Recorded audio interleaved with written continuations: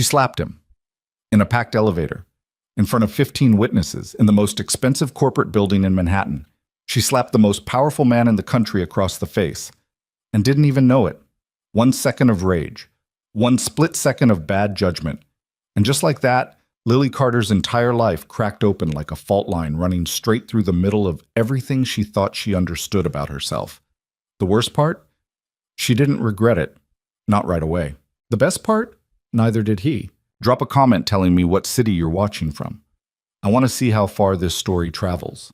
And if you stay until the end, hit that like button. You'll understand why. Let's go. The elevator was already packed when Lily shoved herself through the closing doors. She knew she shouldn't have. She saw the gap closing, felt the collective exhale of irritation from the people already crammed inside, and she shoved herself through anyway. Messenger bag first, elbow second, apology nowhere. Sorry, she said, not sounding sorry at all. It was a Thursday. It was 6:47 in the evening, and Lily Carter had not sat down once since 8 o'clock that morning. She pressed herself into the back corner, one shoulder wedged against cold steel, the other pressed against someone's expensive suit jacket. The elevator hummed, the doors closed. 23 floors to go. She pulled out her phone. 3 missed calls from her mother's home nurse. A text from her landlord about the rent increase she'd known was coming for 2 months and still hadn't figured out how to handle. An email from her creative director that said simply, the Hartwell mock-ups. Tonight. Not tomorrow. Tonight. Lily stared at that email for a long moment. She had been working on the Hartwell account for 6 weeks straight. 6 weeks of 14-hour days, of eating lunch at her desk, of coming home after 10 o'clock and falling asleep with her laptop open on her chest. She had redesigned the entire brand identity from scratch. The logo, the color language, the packaging concepts, everything. And her creative director had spent the last week presenting those concepts to the client as though the ideas had materialized out of thin air. As though Marcus Webb had conjured them himself in his glass corner office with his $4,000 chair and his cold brew subscription. She had not been mentioned once, not in the presentation, not in the client email, not in the follow-up call where the client said the work was, and she had read the transcript 3 times because she couldn't believe it, exactly the kind of creative vision we were looking for. Her vision, her 16-hour Saturdays. Her eyes going blurry at 2 in the morning because she couldn't figure out why the secondary typeface felt wrong until she finally pulled it and rebuilt the whole system from scratch. Marcus had even used her color rationale verbatim. She knew because she'd written it in a shared doc, and apparently he'd just copied it, pasted it into his presentation notes, delivered it to the client like he'd had some kind of design epiphany in the shower. The Hartwell mock-ups. Tonight. Right. Because the first round wasn't enough. Now he needed more, and he needed them immediately. And the fact that Lily had been here since before the sun came up apparently didn't register as a reason to maybe give her until morning. She was in the middle of typing a response, carefully worded, professionally restrained, nothing that would get her fired, when she heard it. A voice. Low, male, unhurried, coming from just behind her right shoulder. It's tight, the voice said, but I'm not complaining.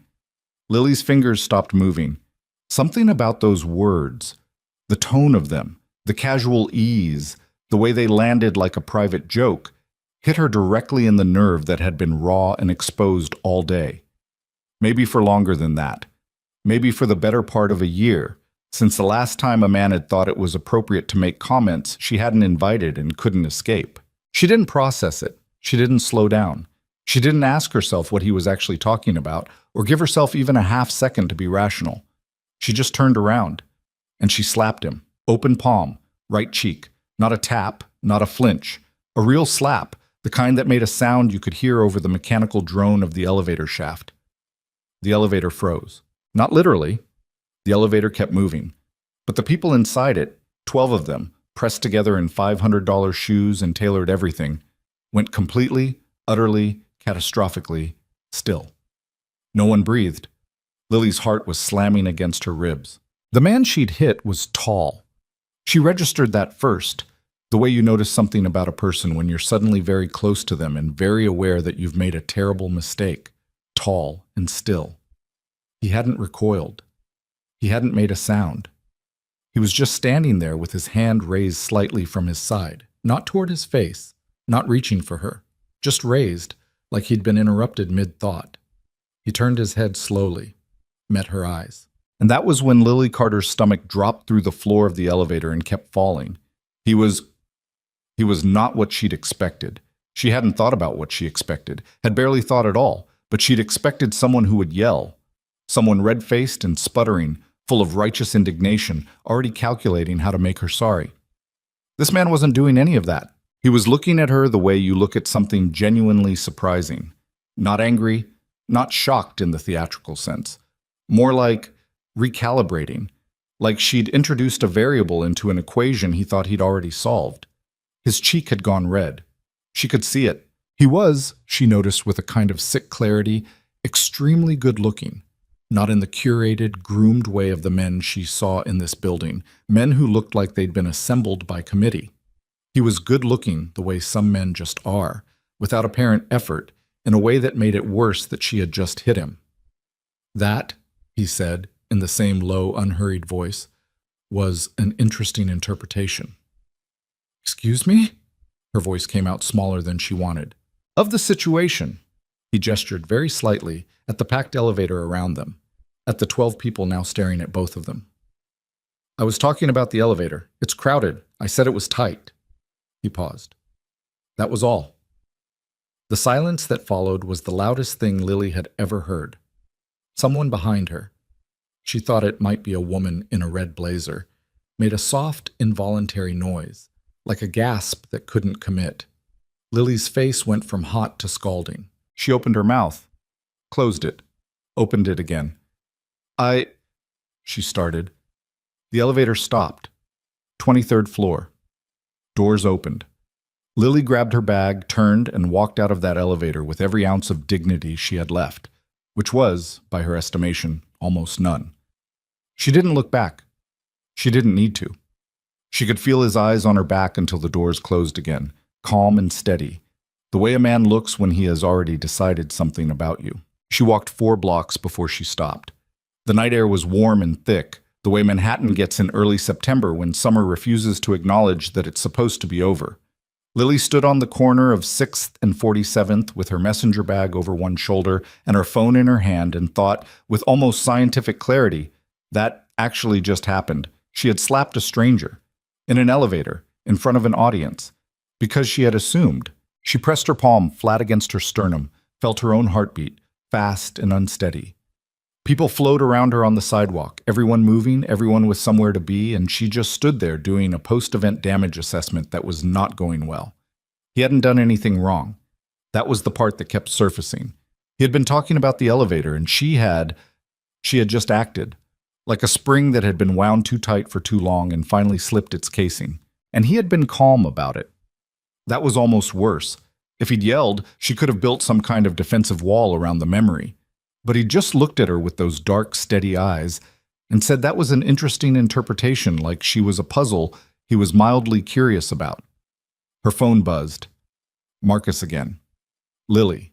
Mock-ups.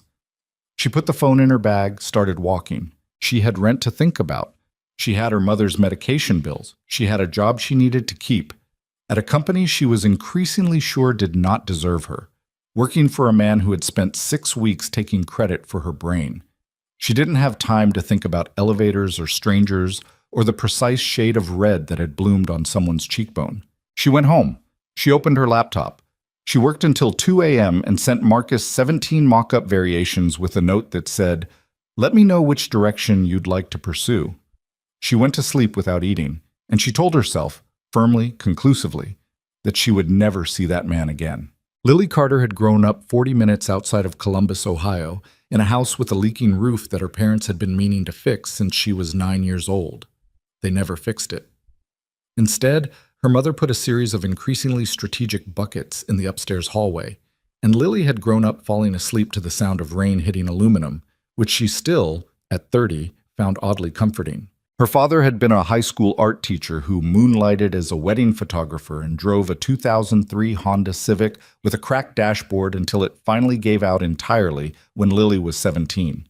Her mother had worked in the offices of a regional insurance company for 22 years, long enough to qualify for the pension that was now, along with Lily's contributions, covering the cost of the home nurse and the medication and the physical therapy sessions that were helping, slowly, after the stroke. They were not poor exactly, but they were the kind of family that felt money leaving, always.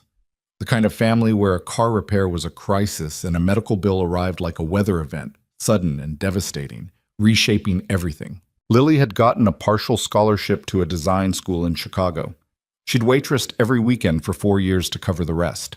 She had graduated with a portfolio that her professors called exceptional and a student loan balance that she thought about, on bad days, the way you think about a chronic illness. Something to be managed rather than solved. She'd come to New York because that's where the work was.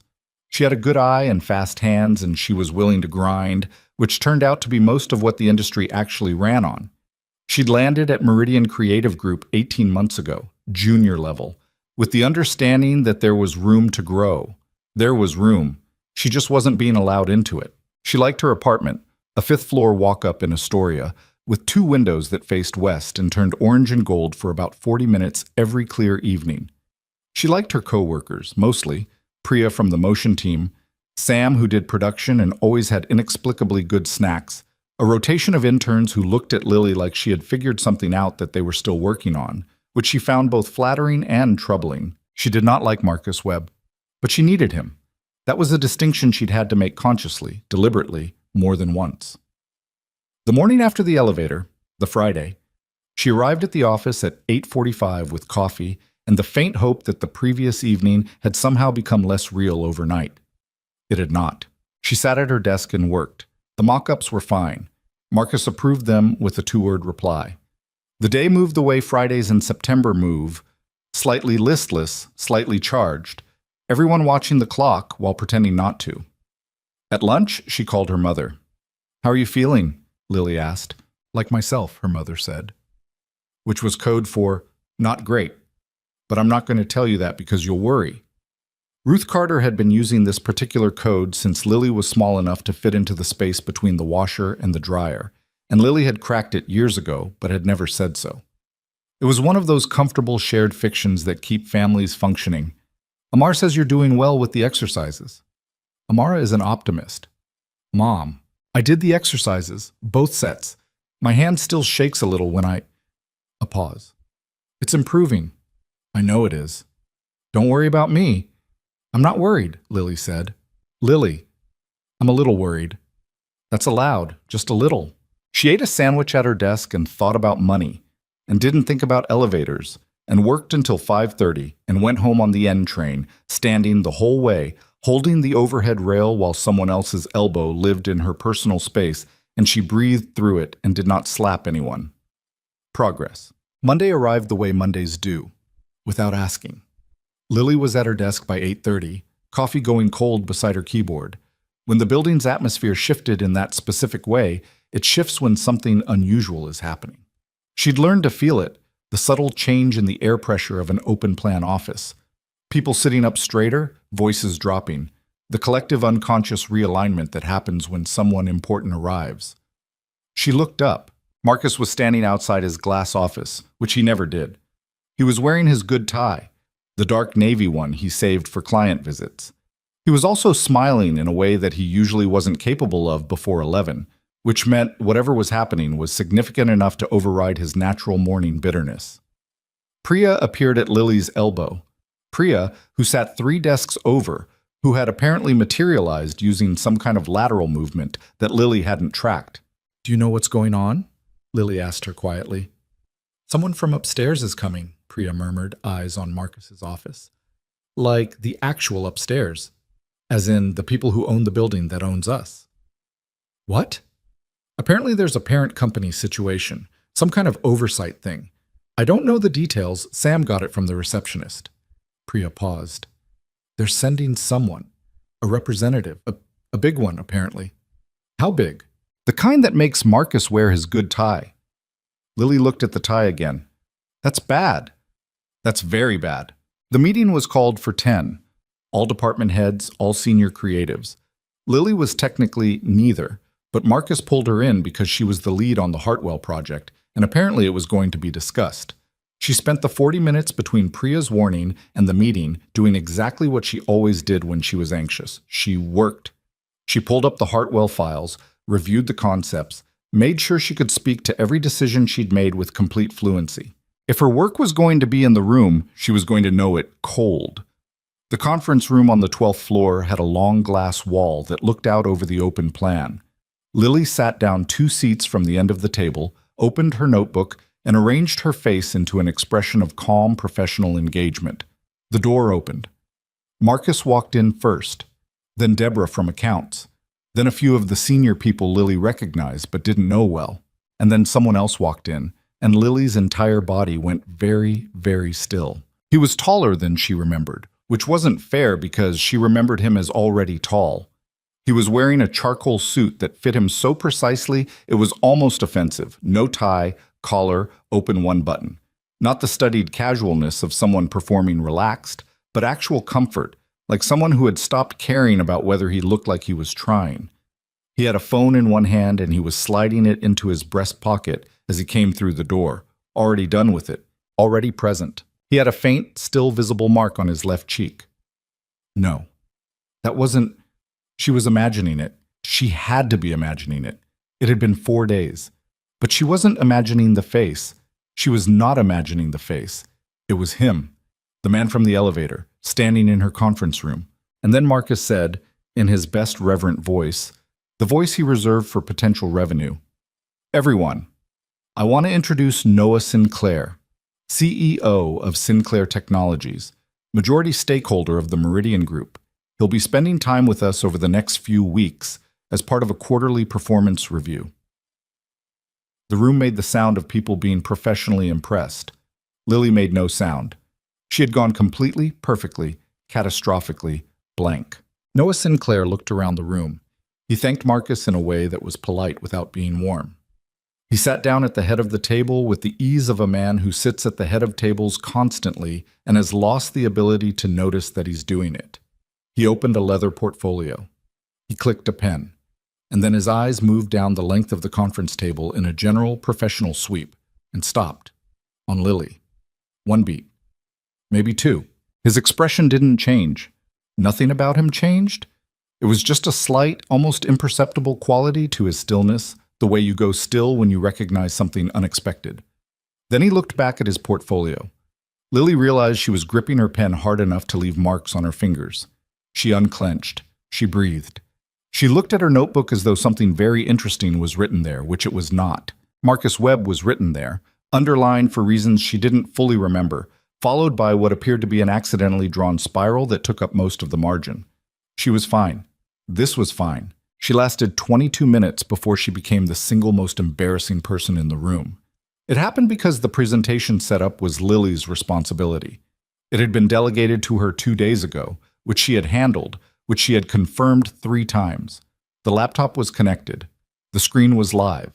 The Hartwell concepts were loaded and ready in exactly the right order. What she had not accounted for was that when she reached across the table to advance to the second slide, because Marcus had looked at her expectantly and she'd leaned over, the sleeve of her blazer would catch the power cable of the secondary monitor, which would slide, which would take the laptop with it, which would hit the edge of the presentation cart with a sound like a very expensive mistake. The monitor didn't fall. The laptop didn't fall. Lily lunged forward and caught both of them with her forearms in a move that was objectively impressive in terms of reflexes, but looked, from the outside, exactly like someone having a minor physical breakdown in a business meeting. Paper scattered. Her notebook hit the floor. Her pen rolled under the chair of the CFO, who looked at it the way you look at something you've decided is not your problem. "I've got it," Lily said. Her voice was steady. She thought that was worth noting internally. She gathered everything. She straightened the monitor. She reconnected the cable. She picked up her notebook. She sat back down. The room had gone quiet. In that particular way, it goes quiet when everyone has collectively decided to pretend they didn't see something. Everyone except Noah Sinclair. He was not pretending. He was watching her with an expression that was completely unreadable, or almost completely. There was something at the corners of his mouth that she refused to identify as amusement. "I'm sorry," Lily said to the room. "We'll proceed," Marcus said, in the tone of a man who was going to have very pointed feedback for Lily later. They proceeded. Lily did not look at Noah Sinclair for the remainder of the meeting. She stared at the presentation slides, at her notebook, at the middle distance above Marcus's head. She answered 2 questions about the Hartwell creative direction, directly, clearly, with the fluency she'd prepared. And she saw, because she was watching for it from her peripheral vision, that Noah glanced at her when she spoke. Both times. She did not acknowledge it. When the meeting ended, people moved and gathered their things and spoke in the low, efficient tones of people who have been professional for 90 minutes and need a moment to decompress. Lily was putting her notebook into her bag with the focused energy of someone fleeing a building. "Ms. Carter." She stopped.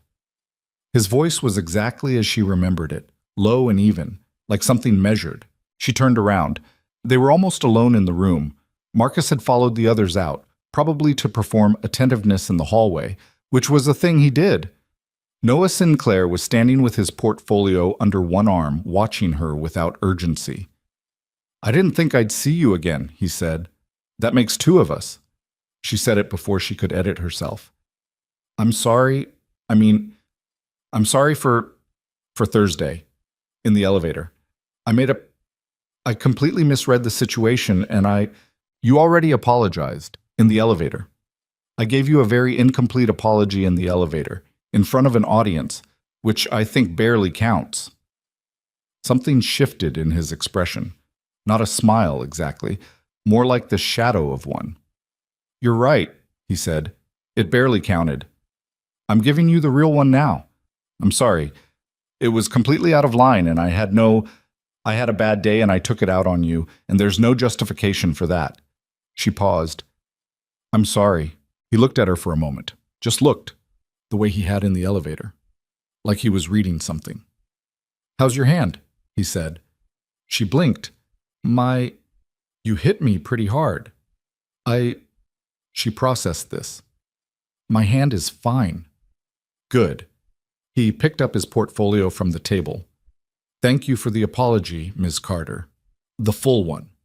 He walked toward the door, stopped. "The Hartwell concepts," he said without turning around.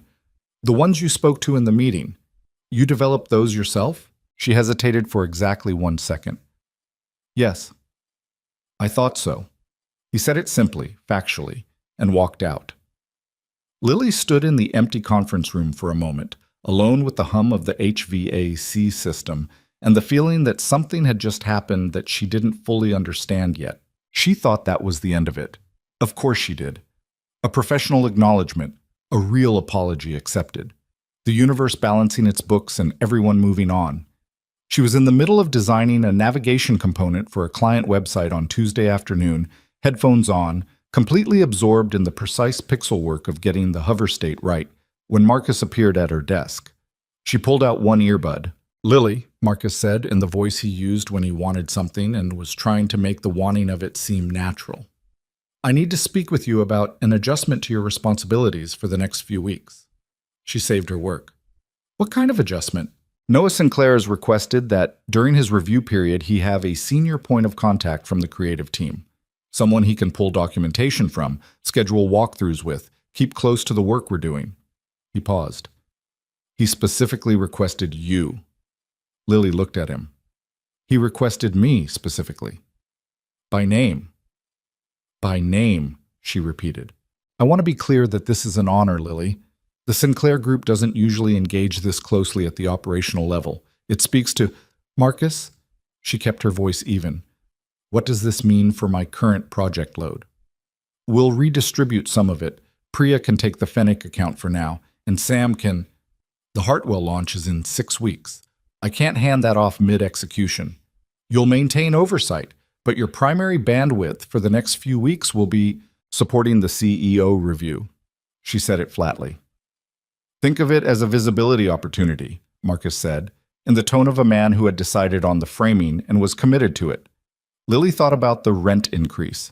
She thought about her mother's physical therapy schedule and the cost of Amara's services and the student loan balance that sat in the back of her mind like a quiet, steady hum. She thought about what it would mean to say no to a visibility opportunity that had come from the man who owned the company that employed her. "When does it start?" she said. "Tomorrow morning? 8 o'clock?" He left before she could ask anything else, which she suspected was intentional. Lily put her earbud back in, stared at the navigation component. The hover state was still wrong. She could see it clearly now. The timing was just slightly off, a fraction of a second too slow. And she pulled up the CSS and started adjusting. She worked for another 3 hours. She did not think about the fact that Noah Sinclair had asked for her by name. She tried very, very hard not to think about it. 8 o'clock Wednesday. She was there at 7:50. His temporary office was on the 14th floor, in the executive suite that normally sat mostly empty. It had a lot of glass and very little personality. A desk, a row of monitors, 2 chairs across from it, a window that looked out over the middle distance of Midtown Manhattan. He was already there. Of course he was. He was standing at the window with a coffee cup that had clearly not been provided by the office. It was from a place she recognized, a small Ukrainian-owned shop 3 blocks over that she went to on mornings when she had the extra $4. He was on the phone, and he held up one finger when she came in. 1 minute, and she set her bag down and stood there feeling mildly like she was waiting outside the principal's office. He finished the call without making it last longer than it needed to. No performative preambles, no unnecessary closing pleasantries. He just said, "That'll work. I'll follow up Thursday," and hung up. He turned. "Miss Carter." "Mr. Sinclair." He gestured to one of the chairs across the desk. She sat. He sat. "You don't want this assignment," he said. It wasn't a question. She opened her mouth to deflect, and he shook his head slightly. "I'm not asking you to defend it or reframe it. I'm just noting that the way you walked in here is not the walk of someone who volunteered for something." She looked at him. He was looking back, direct and unworried, the way people look when they're accustomed to being able to read rooms and don't feel the need to pretend otherwise. "I have an active project that I'm now being pulled away from," she said. "That's my main concern. The Hartwell account. You know about it. I reviewed everyone's current project loads before I confirmed this arrangement. Hartwell is 6 weeks from launch, and you're the primary creative lead." He leaned back slightly. "You're right to be concerned about the handoff. Then why—" She stopped. "Why did I request you specifically?" She didn't answer, which was an answer. "Because in that meeting on Monday, I asked 2 different people about the Hartwell creative direction and got 2 different answers. Neither of them was you, and then when I asked you, you gave me the real one." He said it simply. "I need someone who gives me the real answers. During a performance review, I can't afford to build my understanding of this company's creative output on information that's been—" He paused. "Curated." Lily thought about Marcus's presentation deck, about her color rationale in the client email. "Curated," she said. "Is that a problem for you, working in that capacity?" She considered the question seriously, which she could tell he appreciated. He watched her thinking without rushing her. "No," she said finally. "It's not a problem." "Good." He turned to his monitors. "I'd like to start with a walkthrough of the Hartwell project from the beginning. Every decision point, why you went the direction you did, what alternatives you considered. Not the version that's been presented to the client, the actual process." She pulled out her notebook. "That's going to take a while," she said. "I have time." He glanced at her. "Do you?" She thought about this hover state she'd never finished fixing last night. "Not really, but I'll manage." And something happened at the corner of his mouth, small and brief. "But there." "I'll have someone get you a coffee," he said. "I can get my own coffee." "I know you can. I'm offering." She looked at him. He looked at her. "Okay," she said. She got out her notebook and they started talking about design. She had expected him to be difficult. That was the working assumption she'd carried into the 14th floor. That a billionaire CEO doing a performance review of a creative company he'd acquired would be performatively demanding. That he'd ask questions to demonstrate knowledge rather than gain it. That he would be the kind of person who makes other people feel small as a management strategy. He was not that. He was, and she took her time arriving at this conclusion over the course of their first 3-hour session. Examining it from different angles before she was willing to commit to it, he was genuinely sharp. He asked good questions. He listened to the answers. He didn't pretend to understand things he didn't understand, and he didn't perform modesty about the things he did. He knew almost nothing about design process, and he said so. He said, "Walk me through this like I've never done it, because I haven't." So she did. She talked about the Hartwell brief. what the client had asked for, which was generic and vague, a refresh of their brand identity for a new market positioning. She talked about the research phase, the competitor audit, the consumer perception data she'd pulled. She talked about the 6 different directions she'd explored before landing on the one she'd developed, why each of the others had failed, and what they had failed at specifically. He listened to all of it. He asked about things that surprised her. Not the obvious questions, but the lateral ones. Why did you rule out the third direction so quickly? And when you say the typeface felt wrong, what does that actually mean, technically? And what's the difference between a brand that's aspirational and one that's just expensive? Good questions. Difficult questions, the kind that required her to articulate things she'd previously only understood intuitively. She worked to answer them clearly, and in doing so, she found herself understanding her own work better, which she had not expected. By 11 o'clock, they had covered the first 3 weeks of the Hartwell process. "We should break," Noah said. He said it like someone who has learned, probably through bad experience, to schedule breaks rather than power through.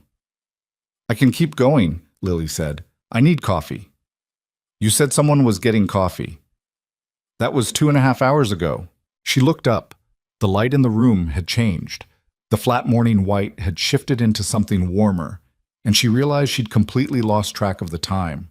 This happened to her in deep work. She went somewhere and came back. "Oh," she said. "Yeah." He stood, rolled his shoulders, a human gesture, unexpectedly, and moved toward the door. "Come on, there's a place 3 blocks over."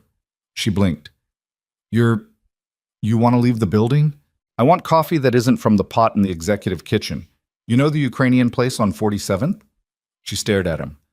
"That's where your cup was from this morning." "It's the best coffee within 6 blocks. I did a survey." "You did a survey." "I was here for 40 minutes before you arrived. I had time." He held the door open. "Are you coming?" They walked to Vasilenko's, which was what the small Ukrainian coffee shop was called, spelled out in faded gold letters above a green-painted door. The woman behind the counter, mid-60s, silver hair pinned up, the expression of someone who had seen everything, looked at Noah the way she looked at a regular. "Twice today?" she said. "I brought someone," Noah said. "What do you want?" This last bit to Lily. "Americano? Small?" He ordered both. He paid. Lily started to pull out her card, and he shook his head once, simply, without making a thing of it, which she appreciated more than she expected. They stood at the small counter along the window. The street outside was busy, the specific Tuesday morning busy of Midtown, purposeful and a little relentless. "How long have you been at Meridian?" Noah asked. 18 months. Before that? Agency work, smaller studio for 2 years before that. Before that, Chicago. You went to school there? Yeah. She wrapped both hands around the coffee cup. Art school, design track. Do you like it? The work? She looked at him. Why? Because it seems like an important question. Whether you like the thing you spend most of your time doing. I like design, she said carefully. I don't always like the context I do it in. Meaning Meridian. Meaning aspects of Meridian. She caught herself. I probably shouldn't be saying that to the majority stakeholder of Meridian. Probably not, he agreed. He sounded completely unconcerned. But you did say it. I did. So say the rest of it. She looked at her coffee. Outside, a cab laid on its horn for a sustained dramatic period before giving up. I'm good at my job. I have clear evidence that I'm good at my job. The gap between the quality of my work and the recognition I receive for it is large, and has been for a while. She said it without heat, without the performance of resentment, just factual. Noah was quiet for a moment. Marcus Webb, he said, not a question, an arrival at a conclusion. I didn't say that. You didn't have to. He drank his coffee. I read the Hartwell client emails. The attribution, or lack of it, was notable. Lily said nothing. I'm going to ask you something, and you don't have to answer it. But I'd like you to tell me if you think the Hartwell work is good. She looked at him. That's a strange question. It's a genuine one. She thought about it, not performing modesty, not hedging. Yes, she said. I think it's good. I think it's better than what they asked for, which is what the best work usually is. I think it'll be effective for them for at least 3 years, possibly 5 if they're careful about implementation. Why? She told him. She talked about the specific decisions, the primary color that had seemed risky but would perform better in digital contexts, the typeface pairing that was unusual but legible, the brand architecture that left room for product line expansion. She talked for about 4 minutes without prompting. He listened to every word. "Okay," he said when she finished. "Thank you." "For what?" "For answering honestly." He set down his cup. "Most people tell me what they think I want to hear. It's a waste of everyone's time." She looked at him. "Is that why you asked for me specifically? Because I told you the real thing in the meeting?" "Partly," he said. "What's the other part?" He looked at her for a moment, something in his eyes that she couldn't fully identify. "You weren't afraid of me," he said. "Most people in that building were afraid of me before I walked in the door. You were annoyed that the cable hit the monitor, but you weren't afraid." "I was mortified." "That's different." He picked up both cups to throw them away. "You were embarrassed about the monitor. You're not embarrassed that you slapped me. You wish you hadn't, and you're sorry, but you're not diminished by it." He tilted his head slightly. "That's interesting." Lily held very still. "You're analyzing me."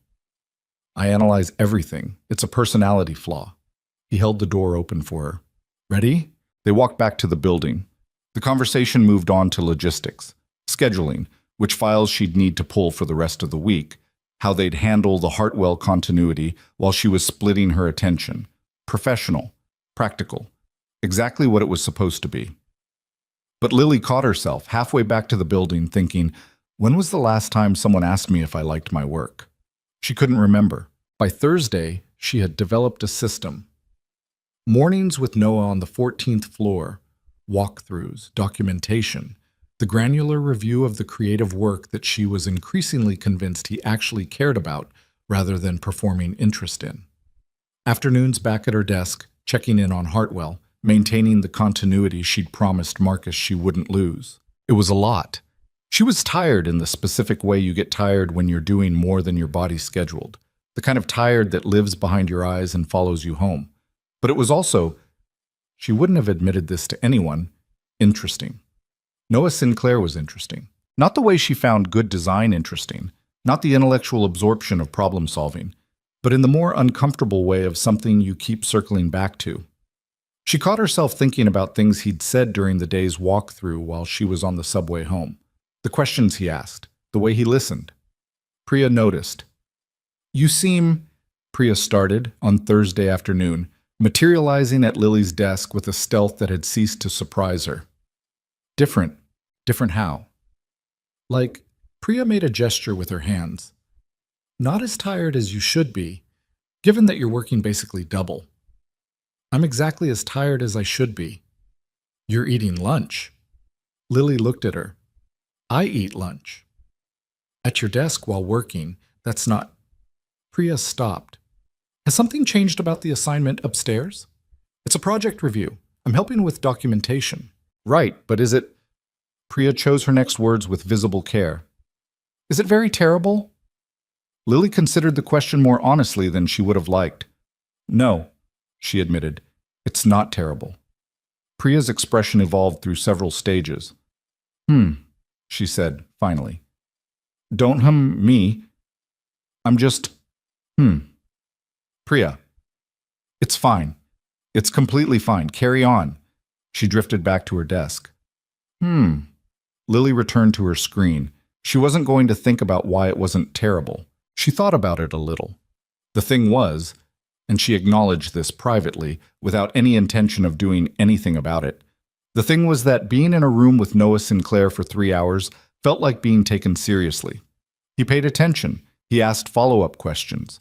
He treated her knowledge of her craft as actual knowledge, which should have been the baseline of every professional interaction she'd ever had, but which was, in practice, not. Marcus Webb had worked with her for 18 months, and she was not convinced he knew the difference between branding and identity design.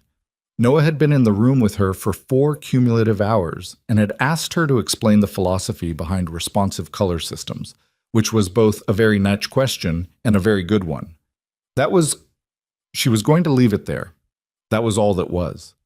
On Thursday afternoon after the walkthrough, he stopped her as she was leaving. "You should know," he said, without preamble, "that I spoke to Marcus about the Hartwell attribution." She turned around. "I didn't ask you to do that." "I know you didn't." He said it without apology. "It was relevant to my review." "Mr. Sinclair." "Noah." She paused. "What did you say to him?" "I told him that future communications with Sinclair Group clients about Meridian's creative work should accurately reflect the origination of the work, including which individuals led the development." Lily processed that. "How did he take it?" "About how you'd expect." A pause. "Are you upset that I did it?" She was quiet for a moment, honest. "No," she said. "I'm not upset." "Good." He picked up his phone. "See you tomorrow, Ms. Carter." She was halfway to the elevator when she realized she was smiling. She stopped smiling. She got on the elevator. She was, she told herself firmly, absolutely fine.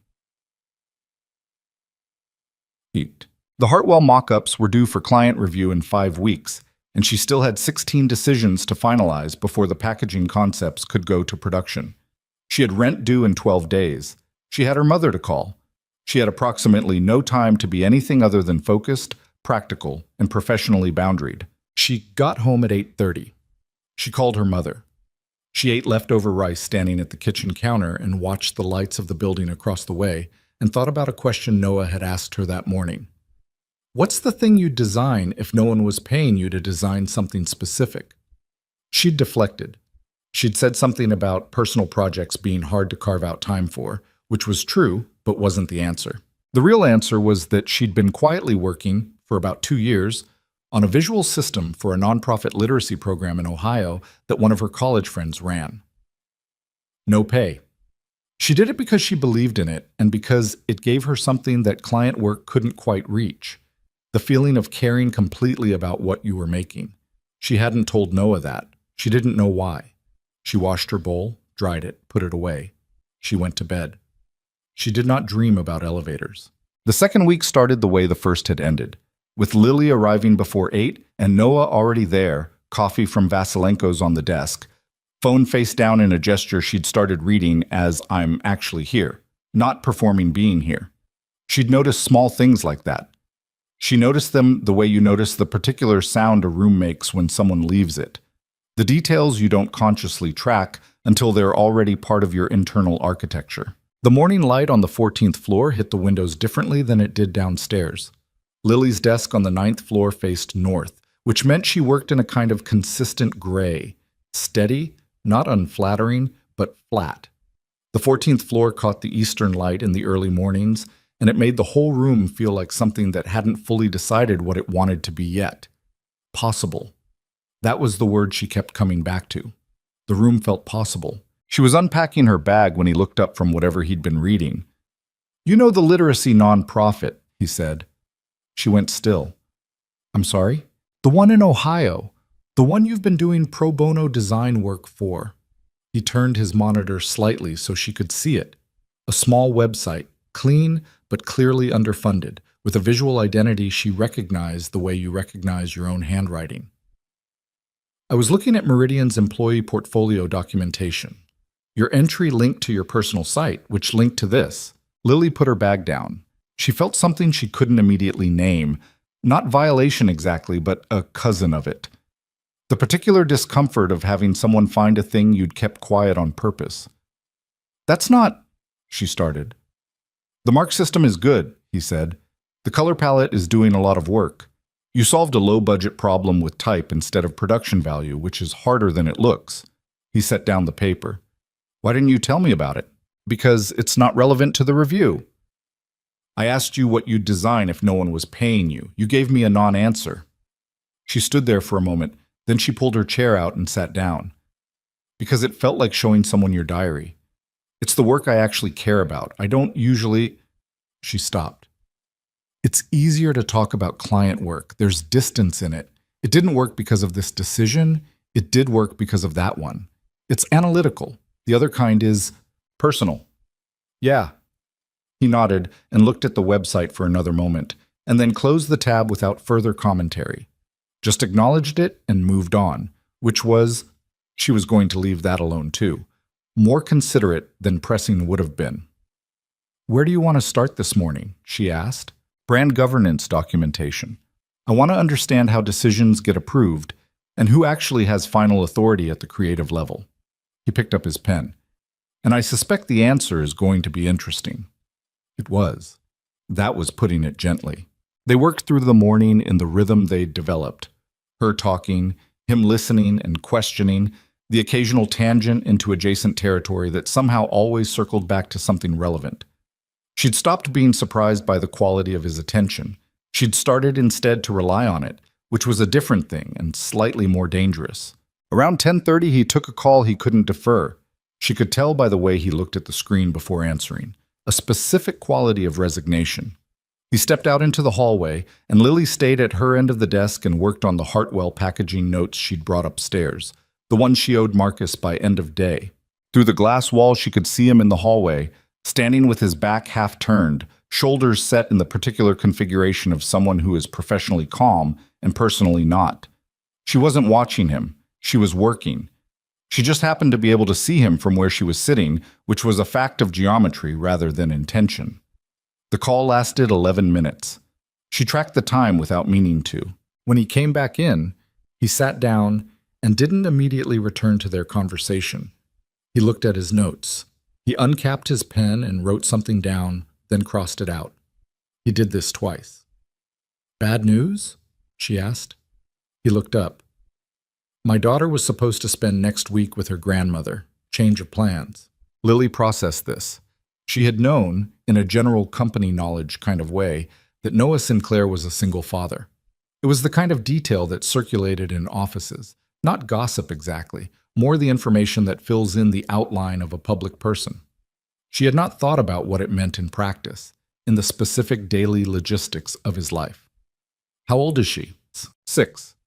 He said it the way people say ages of children, with a particular weight, like the number contains the whole person. "Her name is Maya. Is she—" Lily hesitated. "Is it manageable? The change of plans?" "It's always manageable," he said. "That's not the same as easy." He looked at his notepad. "Her grandmother in Boston was supposed to have her Monday through Thursday. I'll need to adjust some of the review schedule." "That's fine. We can restructure the morning sessions." He looked at her, and for a moment something in his expression was less CEO and more. Human wasn't quite the right word because he'd always been human, but unguarded was closer. Like someone who had just briefly stopped holding themselves at a particular angle. "She's good," he said, apparently to the question she hadn't finished asking. She's a good kid." A pause. "She doesn't sleep well in new places. She'll be with me here, in the apartment I'm renting, and she won't sleep well for the first 2 nights, and then she'll be fine." He said this with the specificity of someone who has done something enough times to know exactly how it goes. "I just need to account for being less functional on Tuesday morning." Lily looked at him. "I'll bring coffee." He blinked. "From Vasilenko's," she said. "If you're going to be running on 3 hours, the building pot is not going to be enough. I'll bring it." He was quiet for a second. "You don't have to do that." "I know." She looked back at her notes. "Where were we?" He told her where they were. They continued. But something had shifted, in the small, nearly imperceptible way that things shift when a person lets you see a piece of their actual life rather than the version they present to rooms. She didn't examine it. She just felt it settle, like a stone in still water. The meeting happened that afternoon. She found out about it the same way she found out about most office developments, through Priya, who had appeared at Lily's desk at 4 o'clock with the energy of someone carrying news they found both alarming and compelling. "You know there's a woman here, right?" Priya said. Lily didn't look up from her screen. "There are several women here. It's an office. I mean a specific woman who came in about an hour ago and went straight up to 14 and hasn't come down." A pause. "She's... Lily, I'm not being dramatic. She is legitimately the most beautiful person I have seen in person. Like, the kind of beautiful that makes you feel like you've been doing your face wrong your whole life." "Why are you telling me this?" Because she asked the receptionist for Noah Sinclair by first name. Not Mr. Sinclair, Noah. Lily saved her file. That doesn't necessarily mean anything. She had his personal cell number. Deborah saw her texting him directly. Priya's voice dropped a register. And she's been up there for 45 minutes. Lily looked up then, not because it meant something. It didn't mean something, but because Priya's expression had shifted into something more carefully watchful, and Priya's carefully watchful expressions were usually worth attending to. I don't know who that is, Lily said, and it's not my business. Right, Priya said. Absolutely right. Very professional. She drifted back toward her desk. She's wearing a dress that probably costs more than my rent. Lily returned to her screen. The packaging notes were fine. They needed one more revision pass on the color callouts, and then they were done. She did the revision. She sent them to Marcus. She put on her headphones. She did not think about who was on the 14th floor. She thought about it a little. She was still at her desk at 5:45 when she heard the elevator open and looked up. Not because she was watching for it, but because the open plan office had thinned out enough that sounds carried differently, and saw, across the room, a woman stepping out of the elevator. Priya had not been exaggerating. This happened sometimes, the way descriptions of extraordinary things occasionally just fail to cover the actual thing. She was tall, with dark hair cut in a severe, expensive line at her jaw, and she moved through the office the way people move when they are used to being looked at and have decided, after long practice, to accept it rather than accommodate it. She wore a dress that was the precise color of deep water, and she carried a small bag that could have been a clutch or could have been something more significant and was probably both. She was not alone. Noah was 3 steps behind her, and Lily registered this with the particular clarity of someone who has been trying not to pay attention and has just been given something unavoidable to pay attention to. He was saying something to the woman. Lily couldn't hear it. The woman laughed, a real laugh, not a polite one, and touched his arm briefly, the easy physical shorthand of 2 people who have a history of touching each other. Then the woman turned and looked across the office with the general survey of someone noting an environment without much interest in it, and her eyes landed on Lily. It lasted a moment. The woman's expression didn't particularly change, just registered. Then she looked away. They went out the front doors. Lily looked back at her monitor. She was tired, she told herself. She needed to go home and eat something real and sleep before her body started issuing more formal complaints about the schedule she'd been keeping. She shut down her computer, packed up her bag, and took the elevator down without waiting for the later crowd. She was on the N train, standing, hanging on to the overhead rail, when her phone buzzed. An unfamiliar number. She almost didn't answer. Then she did. Ms. Carter. Noah's voice. I apologize for calling. I got your number from HR. I should have asked. She shifted her grip on the rail. Around her, the train rocked and groaned through the dark. It's okay. What do you need? Tomorrow morning, I need to push back to 9. That's fine. A pause, not a working pause. Something else. The woman you saw leaving the office, he said. Vanessa Cole. Lily opened her mouth to say it wasn't her business. We were together 3 years ago. His voice was even, but the evenness had an edge to it, the sound of someone choosing their words with deliberate care. She heard I was in New York and came to say hello. Another pause. She stayed longer than I expected. You don't owe me an explanation. I know I don't. He said it simply. I'm explaining anyway. The train swayed. Someone pressed into her from the left and she shifted to accommodate it, the automatic physical negotiation of public transit. Is she... Lily stopped, started again. Are you... No, he said, before she'd finished the question. No. The word was quiet and completely final. Okay, Lily said. 9 tomorrow. 9 tomorrow. She hung up. She stared at the scratched metal door of the train car for a while as the stops came and went. She did not think about the word no and how quickly he'd said it. She thought about it the whole ride home. She ate dinner, real dinner, pasta, something she'd actually made rather than assembled from whatever the deli downstairs had left at the end of the day.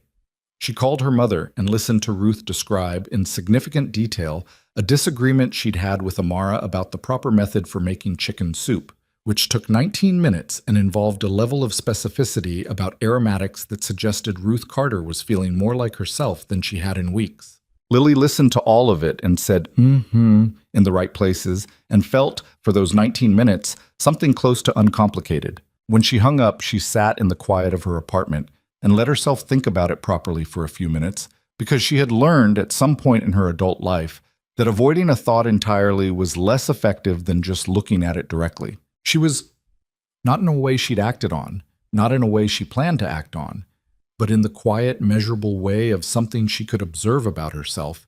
She was interested in Noah Sinclair as more than a complicated professional situation, as more than the man she'd slapped in an elevator and was now spending her mornings with. That was the fact. Clean and inconvenient. She filed it. She did not plan to do anything about it. She had 18 very good reasons not to do anything about it, starting with the power differential and ending with the 6 years of work she'd put into building a career that could still be disrupted by whatever this was. She washed her pasta bowl. She looked at her homework, the nonprofit brand work she did on evenings when she had time, which was not tonight. She went to bed at 10:15. She slept. She dreamed about something she didn't remember in the morning. Tuesday arrived with clouds and the particular gray that New York does in September when it means it, the kind of light that makes everything look slightly unresolved. Lily picked up 2 coffees from Vasilenko's. Tatiana, the silver-haired woman, raised an eyebrow when Lily ordered 2 but said nothing, and took the elevator to 14. Noah was on the phone when she came in. Maya was sitting on the far end of the long credenza, cross-legged, a book open in her lap, a pair of small headphones around her neck. She was 6 years old, which Lily had been told, but somehow she had still managed to construct a mental image of a child more ambiguously aged. Maya Sinclair at 6 was a very specific person, dark-haired, serious-eyed, with the focused expression of someone deep in a book who has peripherally registered a new person entering the room and is taking their time about deciding what to do with that information. She looked up. She looked at Lily. She looked back at her book. "Hi," Lily said. Maya looked up again. "Hi." Then back to the book. Lily set down the coffees and sat at her end of the desk and opened her notebook and respected the kid's decision to defer engagement, which seemed like the right call. Noah finished his call. "Thank you," he said, nodding at the second coffee cup. He looked tired. Not collapsed, nothing dramatic, but the specific kind of tired that lives in the eyes. The 2 bad nights he'd predicted. "She okay?" Lily said, low. "She's fine. She was up at 4 and we watched a cartoon about marine biology for an hour and a half. She knows more about bioluminescent plankton than I do now." He picked up his coffee. "Which isn't hard." "Dad," Maya said this without looking up. "Dinoflagellates." "Right," Noah said. "Those." Maya turned a page. Lily looked at the kid, then at Noah. He met her eyes with an expression that was trying not to be something warmer than it should be, and not fully succeeding. They got to work.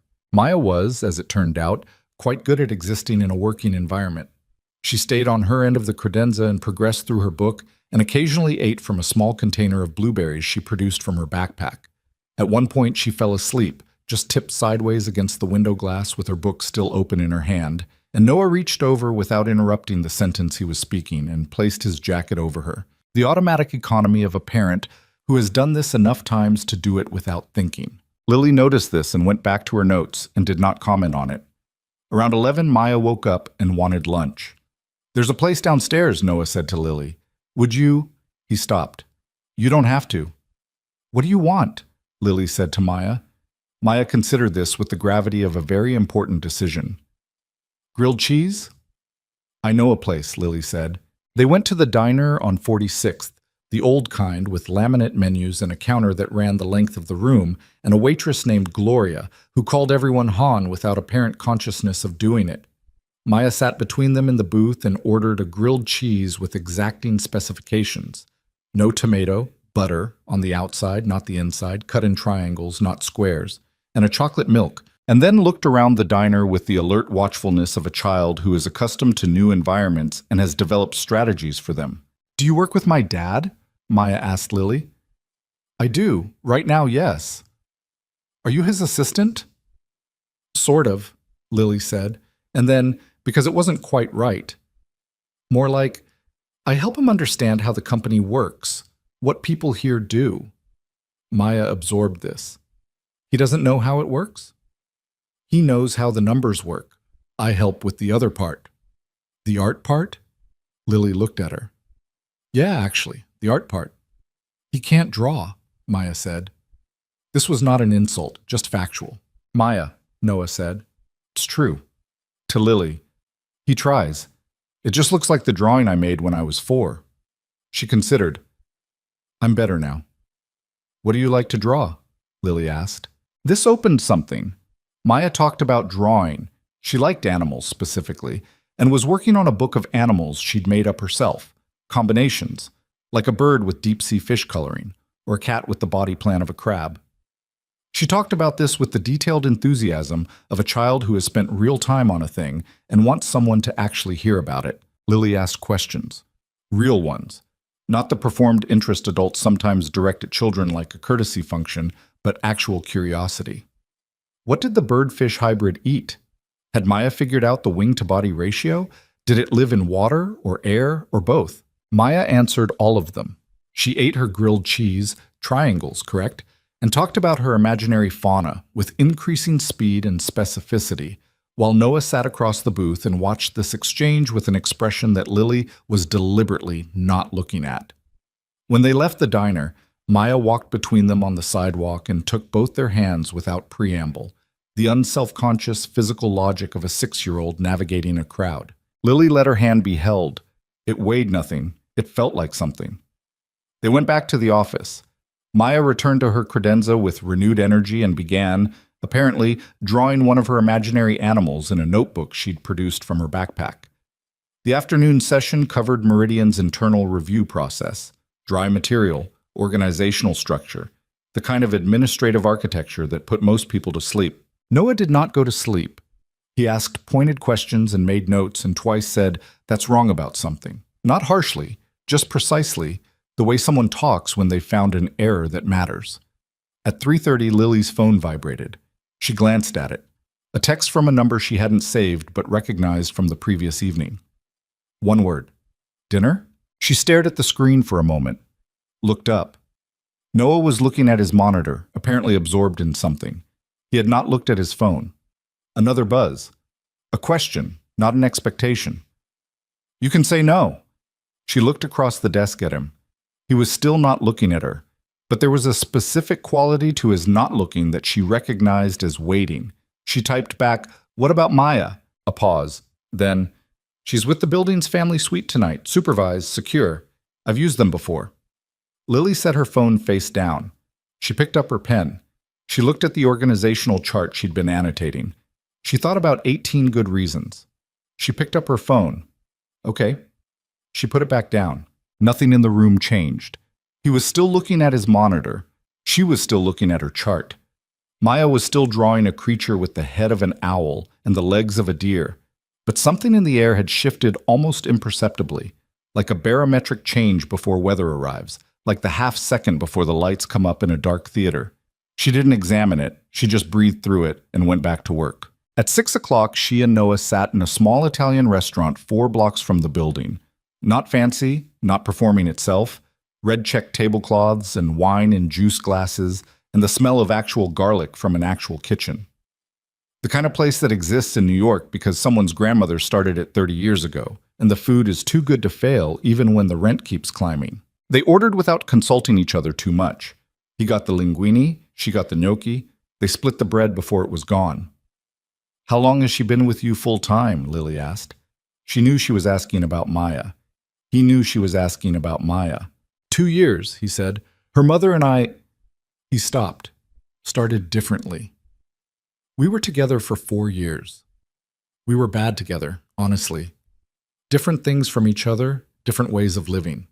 When Maya was born, we tried to make it work, but we were just making each other worse. He looked at his wine. Elena moved to London when Maya was 3, by choice. She's not absent. She calls, there are visits, but the day-to-day is mine. He said it without bitterness, with a kind of settled acceptance, the way people talk about things they've grieved long enough to stop actively grieving. I wasn't sure at first. Whether I could do it, I hadn't... He paused, and Lily had the impression he was saying something he didn't usually say. I hadn't been around enough when Maya was small. Work. The company was at a critical stage, and I told myself that was the reason. And it was a reason, but it wasn't the whole reason. I was easier to be at work than to be present with something that required more of me than I knew how to give. The restaurant hummed around them. Someone at the table behind Lily laughed at something. What changed? She asked. Elena left, he said, and I was suddenly the only one. He looked at his glass. And Maya, she wasn't angry, which somehow made it worse. She just adapted. She's always adapting. She's always figuring out the rules of the new environment and working with them. He looked up. She does that because she had to, because the adults in her life weren't stable enough for her not to. He said it plainly, like a diagnosis. I know that. He stopped. I'm working on being better at it. Lily looked at him for a moment. She seems okay, she said. Maya, I know that's not a deep observation, but from the outside, she seems genuinely okay. She is, mostly. He picked up his fork. She's resilient. I'd rather she didn't have to be. Yeah, Lily said. I know that feeling. He looked at her. My mom had a stroke 14 months ago, she said. She's recovering. She's doing well, actually. But the first few months, I would call her, and she'd say I'm fine, and I would know she wasn't fine, and there was nothing I could do about it from here except send money and call every day and try to be enough across 800 miles. She looked at the bread. She's resilient, too. I'd rather she didn't have to be. The silence between them was the comfortable kind, not a gap to fill, just space. Is that why you're still at Meridian? He asked after a moment. The money. She looked at him. That's personal. You don't have to answer. Partly, she said. The salary's not great, but it's consistent. And there are reasons I need consistent right now. The medical bills. I didn't tell you that. No, He looked at her directly. HR does aggregate compensation reviews. When I requested you for the assignment, I reviewed the standard package information. Your salary relative to your experience level and output is... He stopped. I'm sorry, that's an intrusive thing to say. Is it wrong? She said. No, it's not wrong. Marcus pays me what he pays me because he knows I need the job, she said. Not angry, just factual. That's how it works. That's how it always works. The people who need it most have the least leverage. She looked at her gnocchi. It's fine. I'm managing. You shouldn't have to just manage. A lot of people shouldn't have to just manage, she said. I'm not a special case. I know. He looked at her. I'm still saying it. She met his eyes. The restaurant light was warm and low, the kind of light that makes everyone look better than they do in offices. And she was aware of this and aware that she was aware of it, which did not help. Why did you call me last night? She said. About Vanessa. He held her gaze. Because I didn't want you to misread the situation. Like an elevator, she said. Something happened in his expression. Not a smile exactly, but the possibility of one. Yeah, he said, like an elevator. She looked at him for a long moment. Then she looked at her plate. You should know, she said, that I'm not... She stopped, restarted. Whatever this is, I'm not going to be reckless with my job.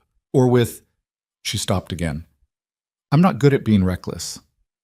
I know, he said. Do you? You've been careful about everything since the first morning. The way you talk about the work, the way you navigate. He gestured vaguely. The whole situation. You're not reckless. You're the opposite of reckless. Is that a compliment? It's an observation. A pause. It's also slightly a compliment. She picked up her wine. Okay. Okay, he said. They ate. They talked. About other things. Easier things. He'd grown up in Portland, which she hadn't known. His mother was a nurse, which she also hadn't known. He'd started coding at 12 and built his first real product at 19 in a dorm room and had been, for a period he described as financially catastrophic, genuinely broke. I don't believe you, Lily said. I slept on my business partner's couch for 4 months, he said. His couch was in a studio that smelled like fish sauce for reasons we never identified. I ate cereal for dinner more nights than not. And now you're the majority stakeholder of a company reviewing its own design division. And now I own 7 of them, he said. Not boasting, just accurate. It doesn't feel like the same life sometimes. He looked at his glass. It doesn't feel like the same person, honestly. Is that bad? I don't know yet, he said. Ask me in 10 years. She looked at him. He looked back. Outside, the city moved past the restaurant window in its usual indifferent way, cabs and pedestrians and the specific yellow of streetlights beginning to matter as the evening deepened. I should go, she said. It's almost 9. I'll get you a car. I can take the train. I know you can. He flagged down the server. I'm getting you a car.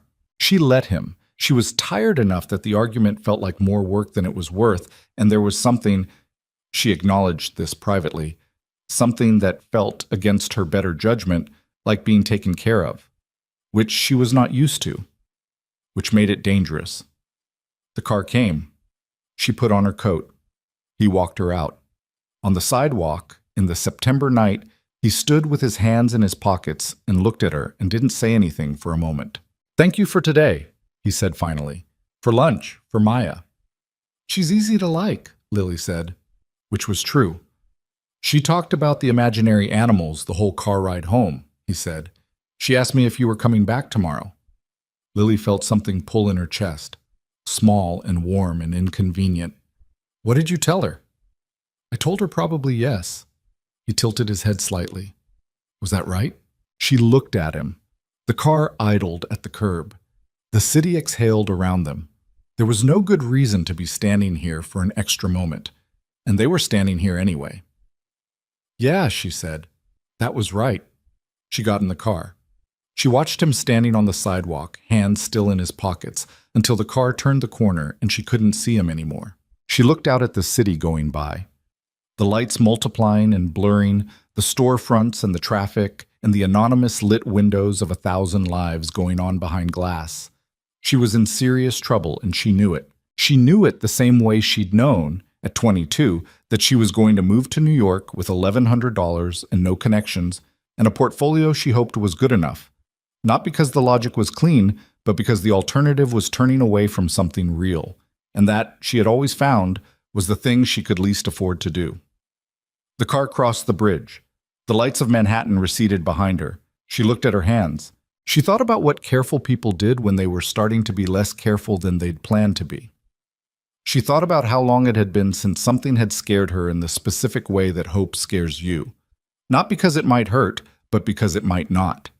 She thought about a 6-year-old girl with a book of imaginary animals, and a father who was, against all his instincts, letting himself be known. The car pulled up to her building. She got out. She walked up 5 flights. She stood at her kitchen window and looked out at the west-facing view, the one that turned gold for 40 minutes on clear evenings. It was night now, the gold long gone, just the ambient light of a city that never fully darkened.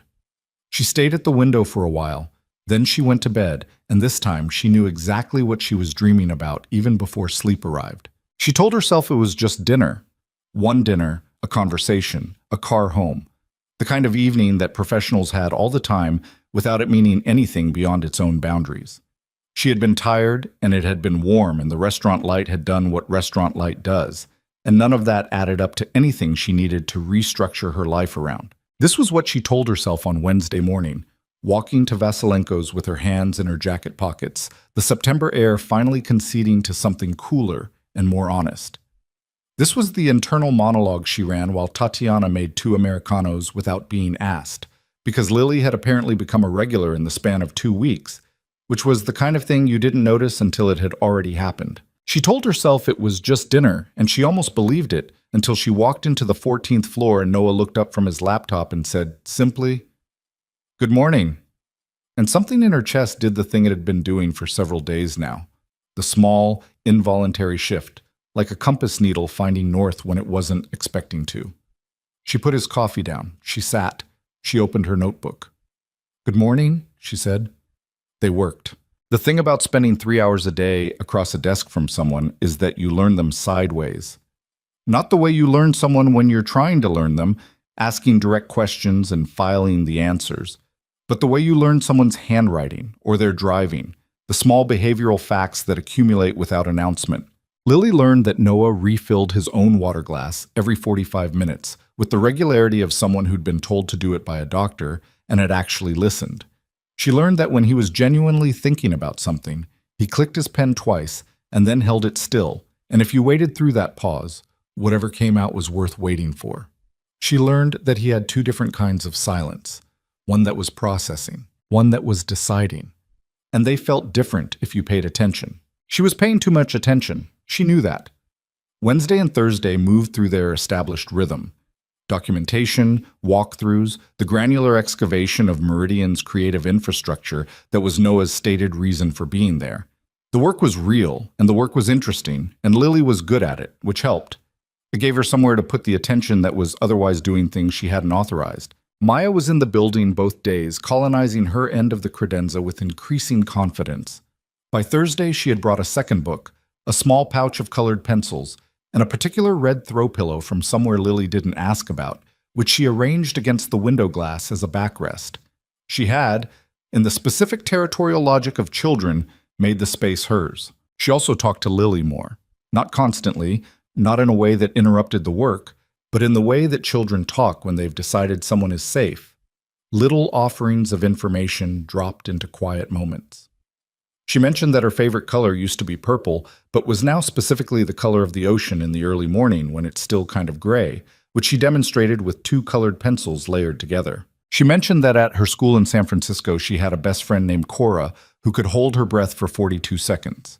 She mentioned once, quietly, while Noah was on the phone, that she didn't really like the apartment they were staying in because it didn't have any good window seats, and then looked at Lily with the assessing expression of someone checking whether this confidence had been misplaced. "Window seats are important," Lily said. Maya nodded with the seriousness of someone being understood. "My room at home has one. It's my reading spot." A pause. "Dad put a cushion on it. It took him 3 tries to get the right one." Lily glanced at Noah, still on his call, doing the specific kind of pacing that meant he was trying to talk someone down from something. 3 tries? The first one was too thin, the second one was a weird color, the third one was… Maya made a gesture that somehow conveyed correct, finally. I kept the tag so I could tell him what it was called. It's called Storm Cloud. Does he usually take 3 tries? With most things, Maya said, returning to her pencils. But he keeps going until he gets it right. She said it without looking up, casual, like she was reporting the weather, like it was just a known fact about how her father operated. Lily looked back at her notebook. She thought about that for the rest of the morning in the part of her brain that ran quietly behind the professional part. Friday arrived, and with it something Lily hadn't prepared for. She was at her desk on the 9th floor, a rare afternoon downstairs, catching up on the Hartwell packaging revisions that couldn't wait, when she heard the elevator open and looked up out of the reflexive habit she'd developed and didn't love in herself. And it wasn't Noah. It was Vanessa Cole. She was alone this time. Same quality of presence, same deliberate ease of movement, but there was something different about her expression today. Less sealed, more purposeful. She said something to the receptionist, and the receptionist picked up the phone, and then Vanessa turned and looked across the office, and her eyes went directly to Lily. Not a general scan. Directly to Lily. She walked over. Lily did not look away. She had learned early that looking away first was a thing you couldn't take back. "Lily Carter," Vanessa said. Not a question. "Yes." Vanessa looked at her. A full, frank assessment, the kind that didn't pretend to be something else. She was even more striking up close, which Lily noted with a kind of detached acknowledgement, the way you note something factual about weather. "I'm Vanessa Cole," she said. "I know who you are." Something moved across Vanessa's face. Not displeasure. More like recalibration. Like she'd expected a different response. She pulled out the chair across from Lily's desk and sat down without being invited, which Lily noted but didn't challenge. "I wanted to talk to you," Vanessa said. "Okay," Lily said. "I know about the assignment, the review. I know you've been spending time with Noah." She said his name with the casual ownership of someone who's been saying it for years and doesn't need to think about it. "I'm not here to make this dramatic. I just think you should know some things." "I think," Lily said, That whatever you're about to tell me is probably more useful to you than to me. Vanessa paused. Then, and Lily hadn't expected this, she almost smiled. You might be right, she said, but I'm going to say it anyway. She leaned forward slightly. Noah is not an easy man to be with. She searched for the word. He's all the way in or all the way out. There's no middle register with him. And when he's all the way in, it's extraordinary. It's the most seen you've ever felt in your life. She said it without sentimentality, just accurately. And then something happens. Work, usually, or fear. He doesn't know he does it, but he pulls back. He goes somewhere internal you can't follow, and she looked at Lily. You're just alone in a life you've rearranged for two people. The office continued around them, the low murmur of other people's workdays. We were together for 3 years, Vanessa continued, and for most of it, I felt like I was the most important person in the room, until I wasn't. And the transition between those two things was, she stopped. It wasn't his fault. He's not cruel. He just disappears. And you're left wondering what you did, and the answer is nothing. You did nothing. He just went away for a while. Lily held her gaze. Why are you telling me this? Because I can see it from the outside, Vanessa said. The way he looks at you. She said it simply. I came here on Monday because I don't know what I thought, that I could walk back in and something would still be there. She looked down at her hands for a moment. It wasn't. It was obvious immediately that it wasn't. She looked back up. And instead I saw him look at someone the way he used to look at me. And I thought, she should probably know what she's getting into. The silence stretched. I'm not getting into anything, Lily said. Okay, Vanessa said, not dismissive, just noting it. I work with him. I have a job to do, and then the assignment ends and... Okay, Vanessa said again, in exactly the same tone. Lily stopped talking. Vanessa stood. She picked up her bag.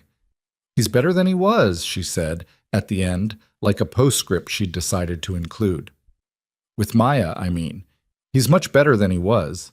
Whatever else he is, he's good with her now. She said it like it mattered to her, which told Lily something about the kind of person she actually was, underneath the expensive dress and the careful exterior. That's worth something. She left. Lily sat at her desk for a moment without moving. Around her, the office did what offices do. Continued, indifferent. Priya appeared. Of course she did. What? Priya said, very quietly, looking at the elevator doors. Was that? She wanted to talk. About what? Things, Lily said. Priya looked at her for a long moment. Are you okay? I'm fine, Lily said. She picked up her pen. I have mock-ups to finish. Priya left slowly, looking back once. Lily stared at the Hartwell file on her screen and thought about, he's all the way in or all the way out, and thought about the way he'd said no on the phone when she'd barely finished the question, and thought about 3 tries to find the right cushion for a window seat. She thought about how the most honest thing she could do was acknowledge that she was already somewhere she hadn't planned to be and decide what to do from there. She worked until 6:30. She finished the mock-ups. She sent them to Marcus and CC'd the client, which she'd started doing since Noah's conversation with Marcus about attribution, and which Marcus had not objected to because he couldn't. She went home. She did not go to the 14th floor to say goodnight. She called her mother. She did not mention any of this because her mother would listen to every word of it and then ask 2 questions that would cut directly to the thing Lily was avoiding, and Lily was not ready for that. Saturday, she worked on the nonprofit project, spread out on her apartment floor, paper in her laptop and a mug of tea, building out the visual system for a new program the literacy organization was launching. It was good work. She lost herself in it the way she always did, the clean absorption of a problem that mattered and a solution that was hers entirely. At 2 in the afternoon, her phone buzzed. She looked at it with her hand still covered in pencil dust. Maya wants to know if there's a museum with animals in it. She means taxidermy, I think. She wants to draw them from real life.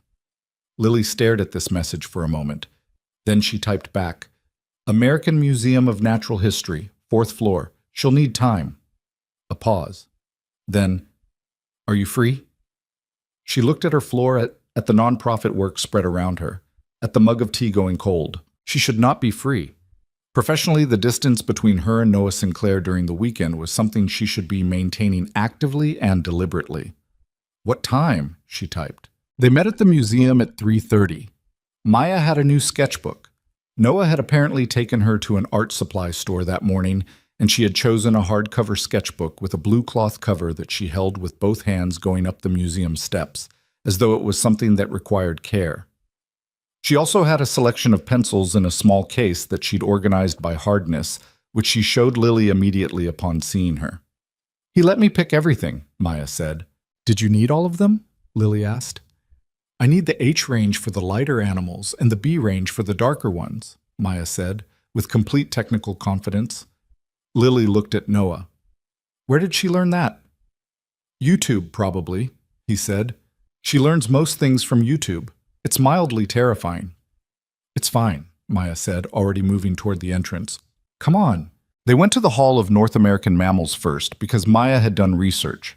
She had a list, an actual list in her sketchbook of the specific animals she wanted to draw, which she consulted with the seriousness of a professional with a shot list.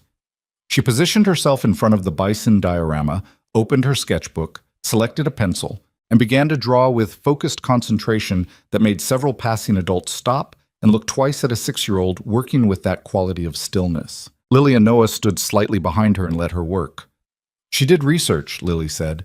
"She asked me to find images of every diorama in the 4th floor so she could plan," he said, "at 7:30 this morning." "On a Saturday." "I was already up." He shrugged slightly. "She's usually up before me. She comes and sits on the edge of my bed and doesn't say anything. Just sits there. I don't know if she's waiting for me to wake up or if she just wants company. Either way, I'm awake within about 4 minutes. Lily watched Maya's pencil moving across the page. The bison was emerging in careful, deliberate lines. Not childlike. Not yet the work of someone trained, but something more than that. The work of someone who looked before they drew, who saw the animal before they tried to put it on paper. "She's good," Lily said. "I know." He said it with a kind of quiet amazement, like he'd never fully get used to it. "I don't know where it came from. Not from me. You're sharper than you give yourself credit for. Visually, I mean.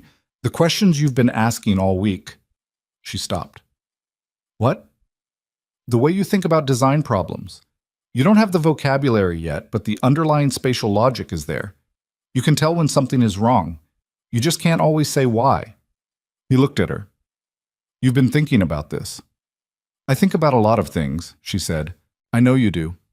He was quiet for a moment. They watched Maya add the shoulder hump of the bison in careful strokes, erasing once, starting again. "Vanessa came to see you." Lily didn't react visibly. "She came to the office, yes." "She told me." He kept his eyes on Maya. "She texted me afterward. She said she wanted me to know she'd done it." A pause. "What did she say?" Lily considered. "She was honest," she said finally. "I'll give her that." "What did she say about me?" He asked it directly without pretense. "She said you go all the way in or all the way out." Lily kept her voice neutral.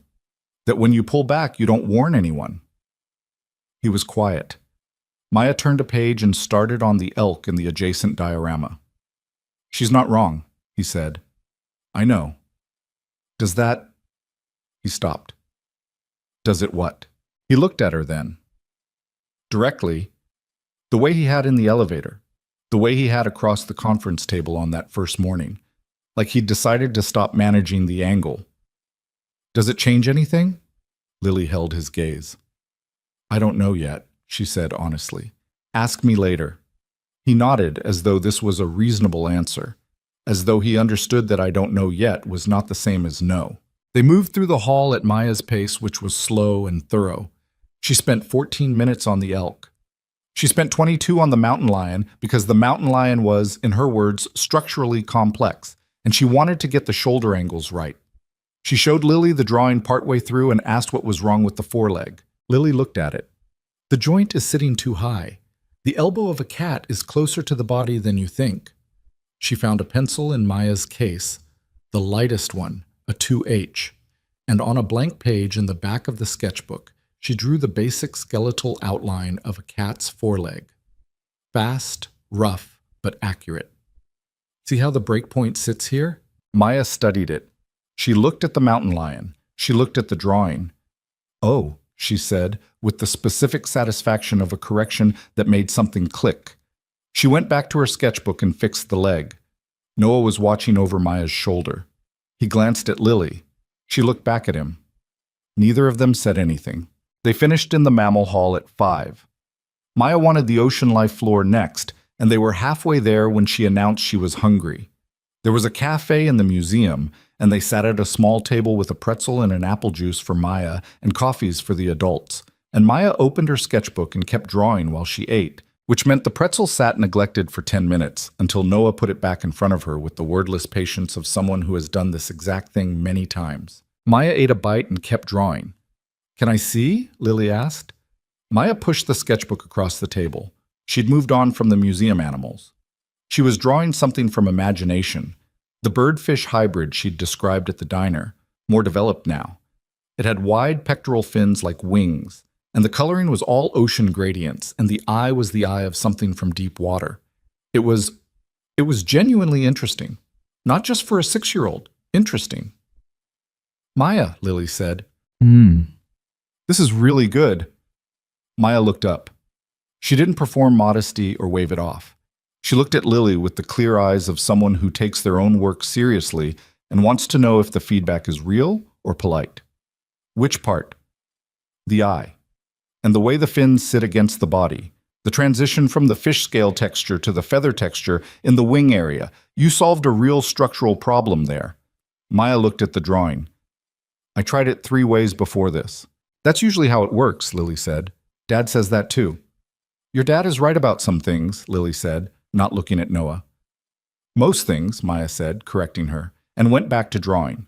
Noah said nothing, but when Lily glanced up, he was looking at the middle distance with the expression of a man who is holding something still, because if he doesn't, it will move too fast. They left the museum at 6:30. The evening had come all the way in by then, the sky a deep gray blue above the park, the lights of Central Park West multiplying in the damp air. Maya walked between them again, by now apparently having decided this was simply the correct configuration. She was tired in the way children get tired when they've been wholly absorbed in something for hours. Not cranky, just slow, leaning slightly as she walked. At the corner of 77th, she took Lily's hand without looking up. Lily led her. She looked straight ahead at the crosswalk signal. They walked half a block and then Noah's phone rang. A work call, one he couldn't defer, his expression shifting into the specific closed quality of something professional and probably complicated. He stopped walking and looked at Lily with a question he didn't ask out loud. "Go," Lily said. "We're fine." He stepped a few feet away and answered. Lily and Maya kept walking slowly. Maya was still drawing in her head, Lily could tell. She had the interior expression of someone continuing a project behind their eyes. "Are you going to keep coming to the office?" Maya asked. "For a few more weeks," Lily said. "And then?" "And then I'll be back on my regular floor." Maya was quiet for a moment, processing this with the deliberate care she brought to most things. "Will you still come to the museum?" Lily looked at her. The question was simple and completely serious. "I don't know," she said, honestly. "That depends on a few things." "What things?" "Grown-up things," Lily said. "The kind that are complicated." "Dad always says that." "Well," Lily said, "your dad and I apparently have that in common." Maya looked at her. The crosswalk signal changed. They crossed. "I hope you keep coming," Maya said on the other side of the street. Simply. Not as a manipulation, not as a performance. Just offered, plain and sincere, the way children offer things when they mean them. Lily's chest did something complicated. She didn't look down at Maya for a second because she needed a moment to arrange her face. "Me too," she said. Noah caught up with them at the next corner, phone back in his pocket, looking like the call had been the kind that leaves a residue. "Everything okay?" Lily asked. "It will be. Tomorrow problem." He looked at Maya. "Ready to go home?" "Lily hopes she keeps coming to the museum," Maya reported. She said so. Noah looked at Lily. Lily looked at the middle distance. "Is that right?" he said. "She asked a direct question," Lily said. "She does that." I noticed. A cab pulled up, apparently summoned by some app she hadn't seen him open. He held the door for Maya, then looked at Lily. Can I take you home? I'll get the train. Lily. He said her name in a way he hadn't used before, and not her title, not professional address, just her name. Let me take you home. She looked at him. The cab idled. The city moved past. Okay, she said. She got in. They dropped Maya at the building first, the same supervised family suite, and Maya went with the particular resignation of a child who has calculated that arguing is not worth it, but wants this noted.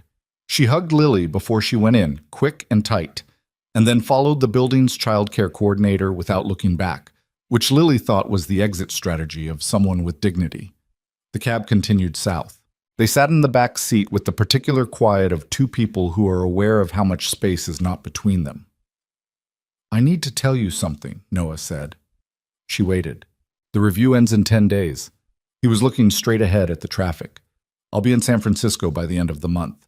And I want to be clear about... He stopped. Started again. I want to be honest with you about the fact that I'm aware of the position I've put you in, professionally. The assignment was my decision, the dinners were my... He stopped again. I know what it looks like from where you're standing, and I know your reasons for being careful. You've thought about this, Lily said. I've thought about little else, he said. For about 9 days. She looked at him. His profile in the passing streetlights. The jawline, the slight tension there, the way he held himself when he was being honest about something that cost him something. What are you actually saying? She asked. He turned to look at her. I'm saying that I know I have no right to ask you for anything. I know you have a job and a life and 18 good reasons to leave this exactly where it is. And I'm also... He held her gaze. I'm also saying that I haven't wanted something for myself in a long time.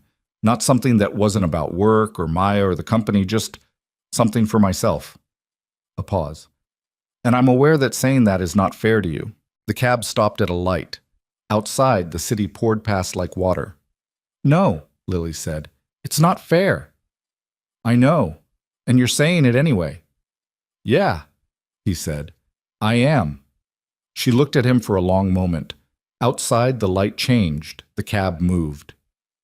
The end of the review, she said slowly. When the assignment is over. When the professional... She gestured. When that's not the situation anymore. He was very still. Ask me then, she said. Whatever you want to ask me then. He held her eyes. Something in his expression did the thing she'd learned to read. Not the smile itself, but the space just before it, the place where something softened. Okay, he said quietly. Okay, she said. They didn't talk for the rest of the ride, but it wasn't the silence of two people avoiding something. It was the silence of two people who have said the real thing and don't need to cover it with noise. The cab stopped outside her building in Astoria. She had her hand on the door. Lily, he said. She looked back. The nonprofit work, he said. The literacy program. The visual system you're building for them. He held her gaze. Don't stop doing that. She blinked. I wasn't planning to. I know, I'm just... He looked like he was reaching for the right word and couldn't quite get there. I looked at it again. I keep looking at it, actually. It's the best thing in your portfolio. She sat with that for a second. The client work is more polished. I didn't say polished, he said. I said best. She didn't have an answer for that. She got out of the cab. She walked into her building without looking back. She climbed 5 flights. She unlocked her door. She stood in her kitchen in her coat and didn't immediately take it off. She just stood there in the quiet of her apartment and felt the full weight of the last 3 weeks. The elevator, the conference room, the coffees, and the walkthroughs, and the diner, and the museum, and the cab, and all the small moments accumulating into something she didn't have a clean name for yet. She thought about Vanessa Cole sitting across her desk saying, "When he's all the way in, it's extraordinary." She thought about what it meant that she wasn't afraid of that the thing Vanessa had said as a warning landed instead as something else. She finally took her coat off. She looked at the nonprofit files spread on her floor from the morning. Still there, waiting, her real work, the thing that was hers in the clearest way she had. She sat down on the floor and picked up her pencil. She worked until midnight, and it was the best work she'd done in months, and she didn't let herself think too hard about why. Monday arrived cold and sharp, the first real day of autumn making itself known through her window at 6:30 in the morning. She got up, she got dressed, she went to Vasilenko's. She ordered 2 coffees. Tatiana slid them across the counter. "You're becoming reliable," she said, which was the closest she'd come to a compliment in 2 weeks. "It's temporary," Lily said. "Most things," Tatiana said, "are." Lily took the coffees and walked to the building and rode the elevator to 14 and opened the door. Noah looked up. She put his coffee on the desk. He said, "Good morning." She said, "Good morning." They opened their notebooks and they got back to work. 10 days left, and the air between them had the particular quality of something that knows it has a clock on it. Not a countdown toward an ending, something closer to its opposite. The work was real. The clock was real. And underneath both of those things, steady and inconvenient and not going anywhere, so was everything else. 10 days sounds like enough time. It sounds like a reasonable container. 10 days to finish a project, close a chapter, return to the shape of your life before something came along and rearranged the furniture. Lily had managed entire brand identities in 10 days. She had moved apartments in 3. 10 days felt, in the abstract, like sufficient runway for 2 people to maintain professional distance and let a thing that hadn't fully started simply not start. What she had not accounted for was that 10 days is also long enough for everything to get harder. Monday's session ran long. They were deep in the final documentation of Meridian's creative approval chain, the part that exposed, with uncomfortable clarity, how many decisions got made by people several degrees removed from the actual work. Noah took careful notes on all of it. He didn't editorialize. He just recorded, which somehow made it worse. The way a doctor writing something down in a chart without changing expression makes you feel like whatever they found is significant. "What happens after the review?" Lily asked, around 11 o'clock. She meant professionally. She meant the report, the recommendations, what Meridian would look like on the other side of this. Structural recommendations to the board, he said. Some leadership changes, probably. Resource reallocation. The creative output here is stronger than the organizational structure supporting it. He looked at her over his laptop. There are people who are underutilized and people who are overcredited. She didn't ask him to say it more plainly. She understood the translation. "Will Marcus know it came from the review?" she asked. "The review is a formal document. It goes to the board. Individual attributions within the recommendations are standard." He set his pen down. "You're asking if there's blowback for you." "I'm asking what I should be prepared for." He held her gaze. "Marcus Webb won't be your creative director by the end of the quarter," he said. "That's as much as I can tell you at this stage. The board makes the final call." Lily absorbed this. It should have felt like relief, and underneath it, it did. But the surface of it was something more complicated. The feeling you get when a problem you've been managing around is about to be solved without your participation, which is gratifying and disorienting in equal measure. "I didn't ask for that," she said. "No," he said. "You didn't ask for any of this." The sentence sat between them for a moment longer than it needed to. They kept working. Tuesday was the day Vanessa came back. Not to the office this time. Lily found out about it the way she found out about most things she wasn't supposed to know, which was through the specific texture of a silence that fell over the 14th floor when she arrived at 8:15 and found Noah already on a call that was, by the particular set of his shoulders, not a work call. She sat down. She unpacked her bag. She opened the Hartwell files, which were in their final week of preparation for client review, and she worked on those while he finished. He hung up and stood at the window for a long moment before he turned around. "Vanessa is leaving New York," he said. Lily looked up. "Okay. She's going back to Paris. She's been based there for the last year."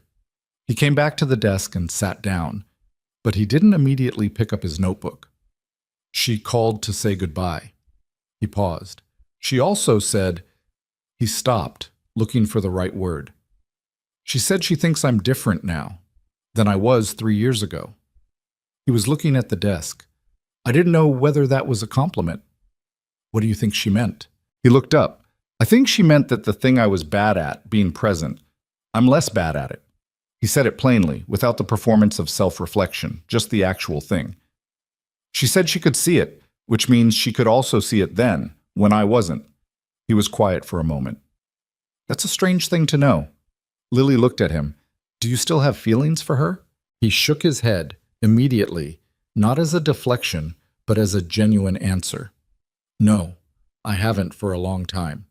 What I feel when I talk to Vanessa is, he thought about it. Responsibility mostly, for what I was when we were together, and something like gratitude that she's honest enough to tell me what she sees. He paused. She's a good person. She is, Lily said, and meant it. He looked at her. Something in his expression shifted, that thing she'd learned to read, the place just before he said the real thing. Can I ask you something? You usually just ask. This one I'm asking permission for. He held her gaze. When you go back to 9, when the assignment's over, what happens? She had thought about this.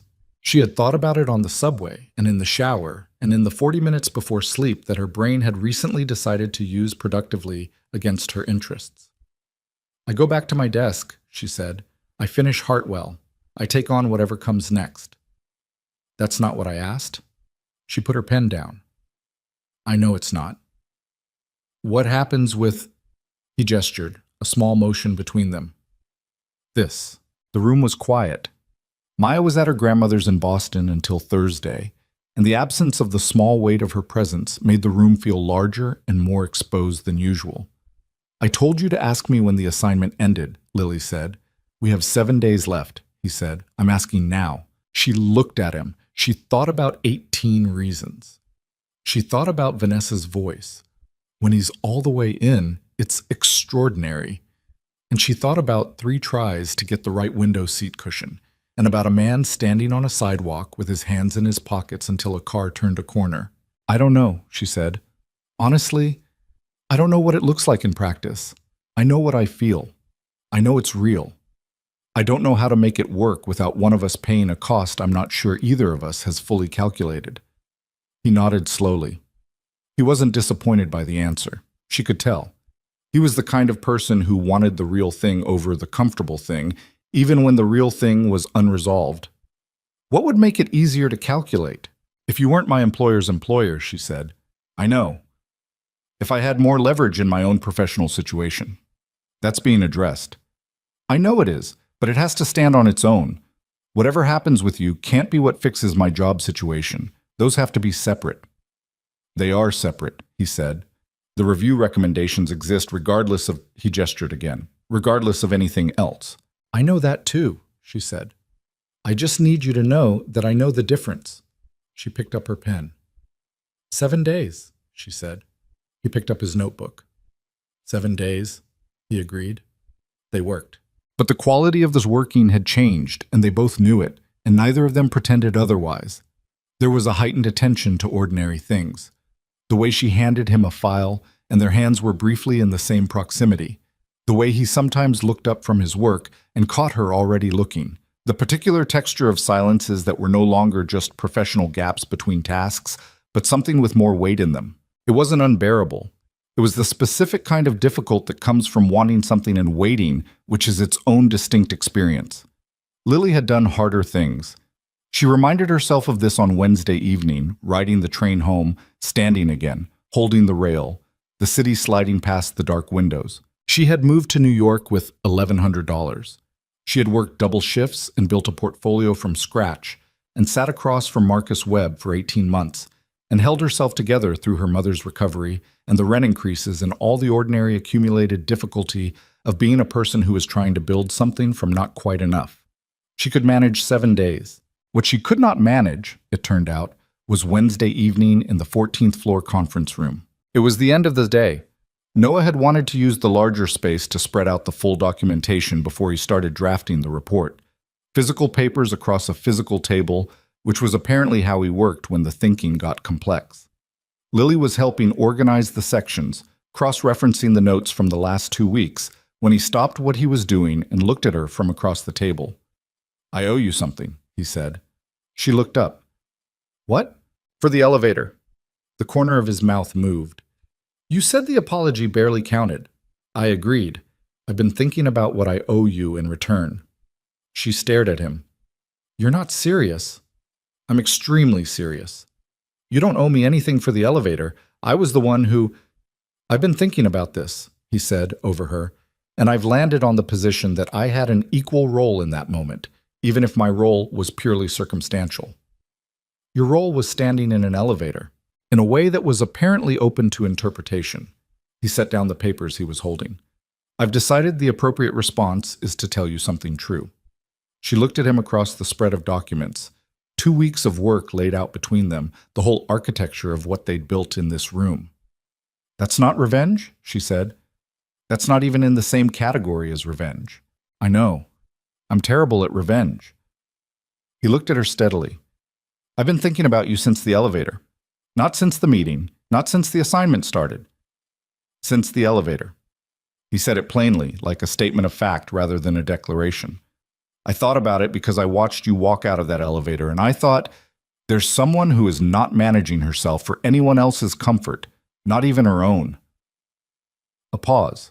I've spent a long time in rooms full of people who are very carefully managing themselves for my benefit. It was striking. You were striking. Lily held very still.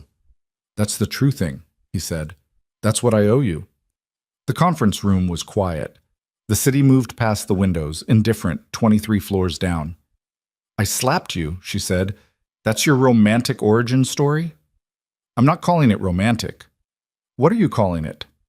True, he said. Just true. She looked at him for a long moment. Then she went back to organizing the documentation, because they had work to finish and 7 days had become 6, and the papers on the table were real, and the report was real, and whatever was happening in the air between them would still be happening when the work was done. Help me sort the approval chain section, she said. He picked up the papers. They worked until 8:30. Thursday, Maya came back from Boston. She arrived on the 4 o'clock train, and Noah had collected her from Penn Station, and when they came into the 14th floor at 5, Lily was still there, finishing the cross-reference documentation. Maya dropped her backpack by the door and looked at Lily with the pleased expression of someone whose expectations have been confirmed. You're still here, she said. Still here, Lily agreed. Good. Maya went to her credenza, pulled out her sketchbook, and showed Lily what she'd drawn at her grandmother's house. 3 drawings, careful and developed, of a Japanese maple in the backyard. Different lights, different times of day. The morning one was done in very soft pencil work, the light in it barely there. The afternoon one had more contrast. The evening one was almost abstract, just the shapes of the branches against a graded sky. Lily looked at all 3 carefully. You're learning about value, she said, light and dark. You're starting to see in tones, not just lines. Maya took the sketchbook back and looked at the drawings herself, seeing them slightly differently now, Lily could tell. The morning one is my favorite, she said. Mine too, Lily said. The restraint in it. Maya looked at her. What's restraint? Knowing what not to draw, Lily said. Leaving space, it's one of the hardest things. Maya looked at the drawing for another moment. Then she wrote something small in the margin of it. Lily couldn't see what, and closed the sketchbook. Noah was at his desk, watching this exchange with the expression she'd seen at the museum, the one that was too full to be named cleanly. He looked away when she glanced at him. Friday brought the part Lily had been bracing for without fully admitting she'd been bracing for it. She arrived at 8:15 to find Noah already in a meeting. She could see him through the glass wall, on the phone, the body language of someone dealing with something large and fast-moving. She set down the coffees, opened her files, and was 40 minutes into the work when he came back to the desk looking like the call had been the kind that reorganizes your next several weeks. There's a situation in San Francisco, he said. One of our main infrastructure projects has a critical failure point. I need to be there by Sunday at the latest. She looked at him. This weekend. Saturday, ideally. He sat down, picked up his pen, set it back down. The review isn't finished. The report draft is maybe 60%. I can complete the documentation, Lily said. Everything we've built, I have all of it. I can put together the factual basis for the report, and you can write the analysis and recommendations from San Francisco. That's a significant amount of additional work for you. It's what needs to happen. She said it straightforwardly because it was. The Hartwell client review is next Thursday. I can manage both. He looked at her. You don't have to absorb this. I know I don't. She picked up her pen. What do you need first? He was quiet for a moment, just looked at her, the way he sometimes did when she said the real thing rather than the negotiated thing. The approval chain analysis, he said. That's the foundation for most of the recommendations. I started it yesterday. I can have a draft to you by tomorrow afternoon. They worked through the morning with an urgency that hadn't been there before. Not panicked, but accelerated, the specific focus that comes when a deadline moves. They broke briefly for lunch, eating at the desk, something delivered. And somewhere around 2 o'clock, they'd covered enough ground that Noah sat back and exhaled in the way people exhale when the acute crisis has become merely a significant problem. Thank you, he said. We're not done yet. I know, but thank you. She looked at him across the desk. Is Maya going with you? She has to. I can't. He stopped. My systems for when I travel don't work for an extended stay. I can't leave her here. Of course not, she paused. Does she know yet? I'm telling her tonight. Lily thought about the sketchbook, the Japanese maple drawings, the blue cloth cover held with both hands. She'll adapt, she said. She's good at adapting. I know. He said it the way he'd said it before, knowing it and wishing it weren't the thing he knew. The afternoon moved fast. By 4:30, they had the documentation framework substantially complete. By 5:30, Noah had a skeleton of the report that could be completed remotely. By 6, Lily was packing her bag and he was standing at the window. The same window where she'd first noticed the tire quality of his not looking, with his phone in his hand and his back to the room. I'll have the draft to you by tomorrow afternoon, she said. He turned. I fly out Saturday morning. I know. He looked at her. Lily. She stood with her bag over her shoulder. The day's light was almost gone, the room in the transitional dimness of evening in an office where no one had turned on the overhead lights yet. I'm aware, he said slowly, that I'm about to leave New York and the assignment is ending, and I told you I'd ask you something when it was over, and the timing is... He stopped. The timing is bad. The timing has always been bad, she said. That's not the same as it being too late. She looked at him. No, she said.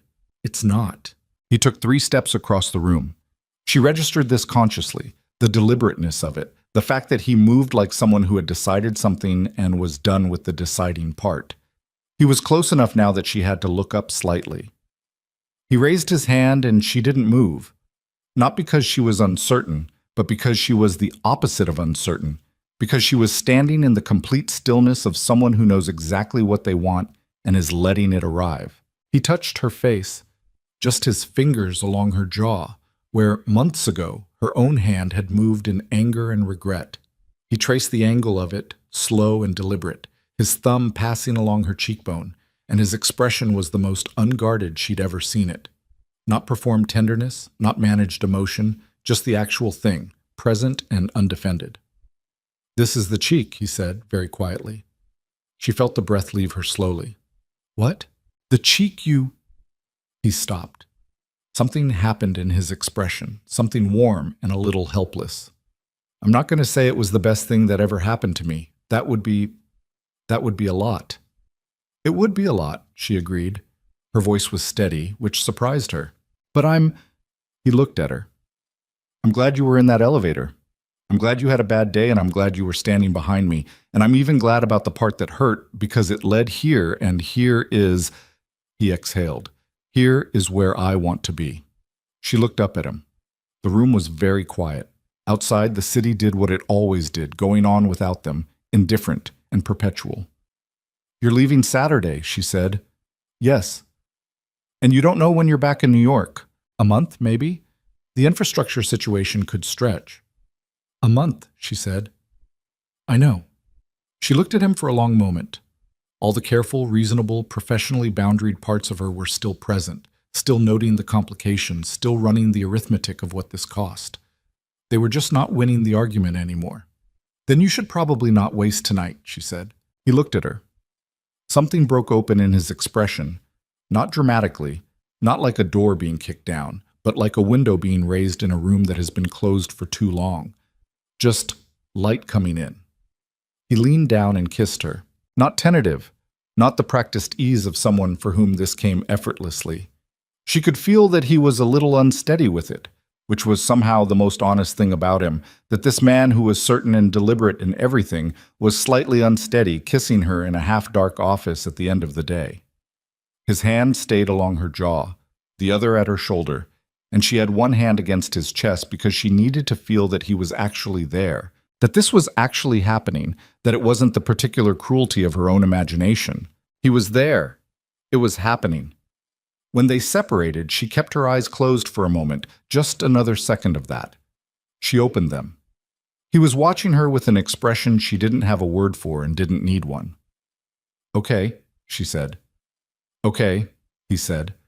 She pulled back enough to be able to look at him properly. "You should go tell Maya about Saturday." He exhaled. "Right." He didn't move immediately. "Noah." She said his name the way he'd said hers that night on the street.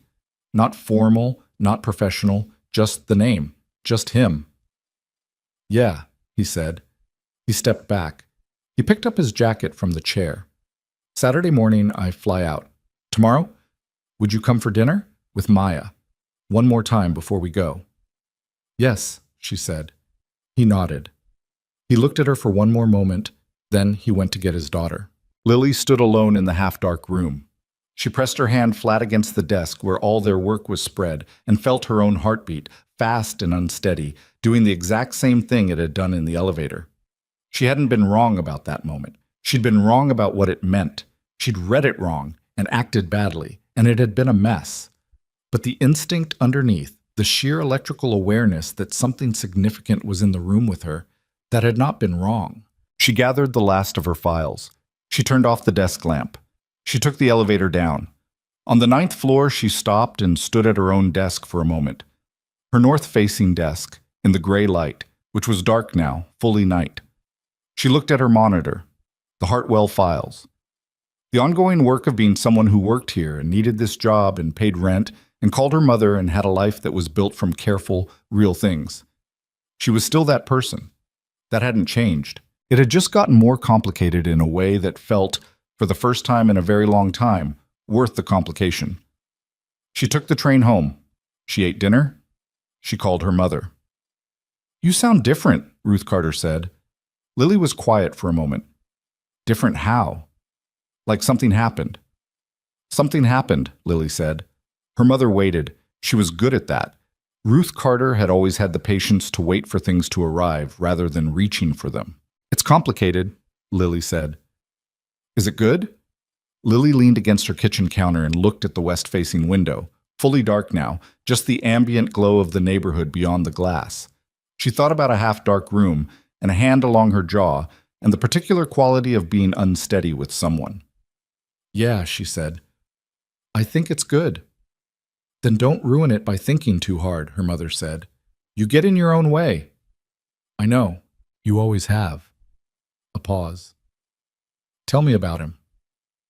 Lily almost said I didn't say it was a him, but it was late and she was tired and her mother had known her for 30 years. "He's going to San Francisco on Saturday," she said. "And I don't know what happens after that." "Lily." "Mom." "You just said it's good. Good things don't need a full plan." Lily was quiet for a moment. "When did you get wise?" "I've always been wise. You just started listening." She could hear the smile in her mother's voice. "You should sleep. You sound tired." "I am tired." "Get some sleep." "I will." "And Lily?" "Yeah. The complicated things are usually the ones worth it, in my experience." A pause. "Good night." "Good night, Mom." She hung up. She stood in the quiet kitchen for another minute. Then she got ready for bed and lay down and looked at the ceiling in the dark. Tomorrow, dinner. Saturday, he was gone. And then something. Something neither of them had fully mapped. Something with variables she couldn't all see yet. Something that would require her to extend a specific kind of trust in a specific kind of direction and probably get it wrong a few times before she got it right. Because that was how things worked, how real things worked. Not smoothly, not without damage, but forward. She closed her eyes.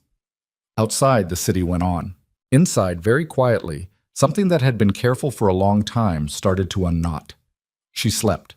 The dinner on Friday was at Noah's rented apartment, which Lily had not been to before. It was on the 31st floor of a building in Midtown that was exactly what you'd expect from a furnished corporate rental. Good bones, no personality, the specific blankness of a space that hosts people without belonging to anyone. Nice enough that it didn't feel depressing, characterless enough that you could tell nobody had chosen any of it. The couch was a shade of gray that no one would pick deliberately. The art on the walls was the kind of art that exists specifically to not offend anyone, which meant it didn't do anything at all. Maya had done what she could with it. Her drawings were taped to the wall beside the window.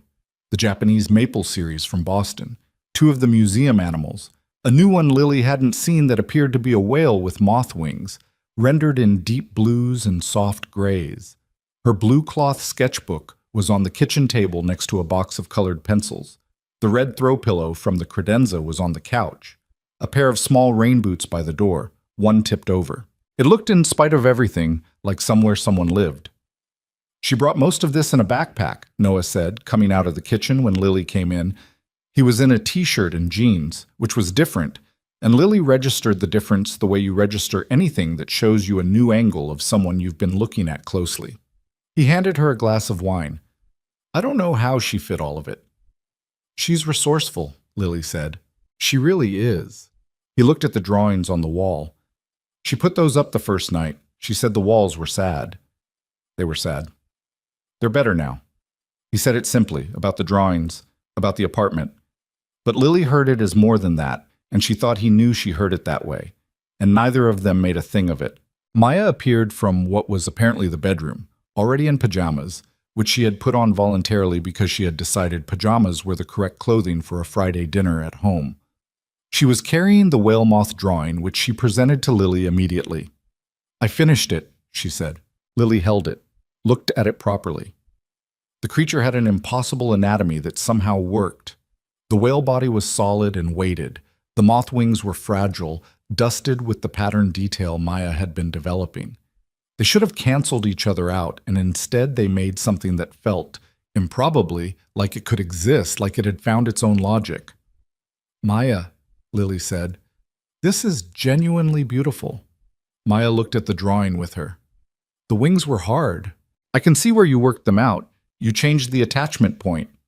3 times, Maya said. The first 2 didn't make sense with how whales actually move. She said how whales actually move with the authority of someone who had spent real time on this, which she had.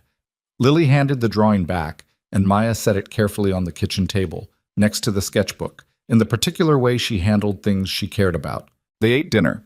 Noah had made pasta, actual pasta, not ordered it, which surprised Lily more than she wanted to show. It was not a perfect dinner. The sauce was slightly over-salted, which he acknowledged without much ceremony, and Maya decided she didn't want the particular shape of pasta he'd cooked and ate, around the pieces in a strategy that she seemed to believe was invisible. They sat at the kitchen table with the drawings and the sketchbook and talked about the museum and about Maya's school in San Francisco and about a book Maya was reading that involved a girl who could speak to rivers, which she described with enough detail that Lily wondered whether Noah had read it too, and he confirmed quietly that he had. 3 times. On request. I make him do the voices, Maya said. I'm not good at the voices, Noah said. He makes the river sound like a very old man, Maya told Lily. Rivers don't sound like very old men. What do they sound like? Lily asked. Maya thought about this seriously. Like something that's always moving but never in a hurry, she said. Then she ate a piece of pasta she'd been avoiding and went back to her food as though she hadn't just said something that should be written down somewhere. Lily looked at her plate. She felt Noah looking at her and didn't return it immediately, just held the moment in her chest where it could stay intact for a little longer.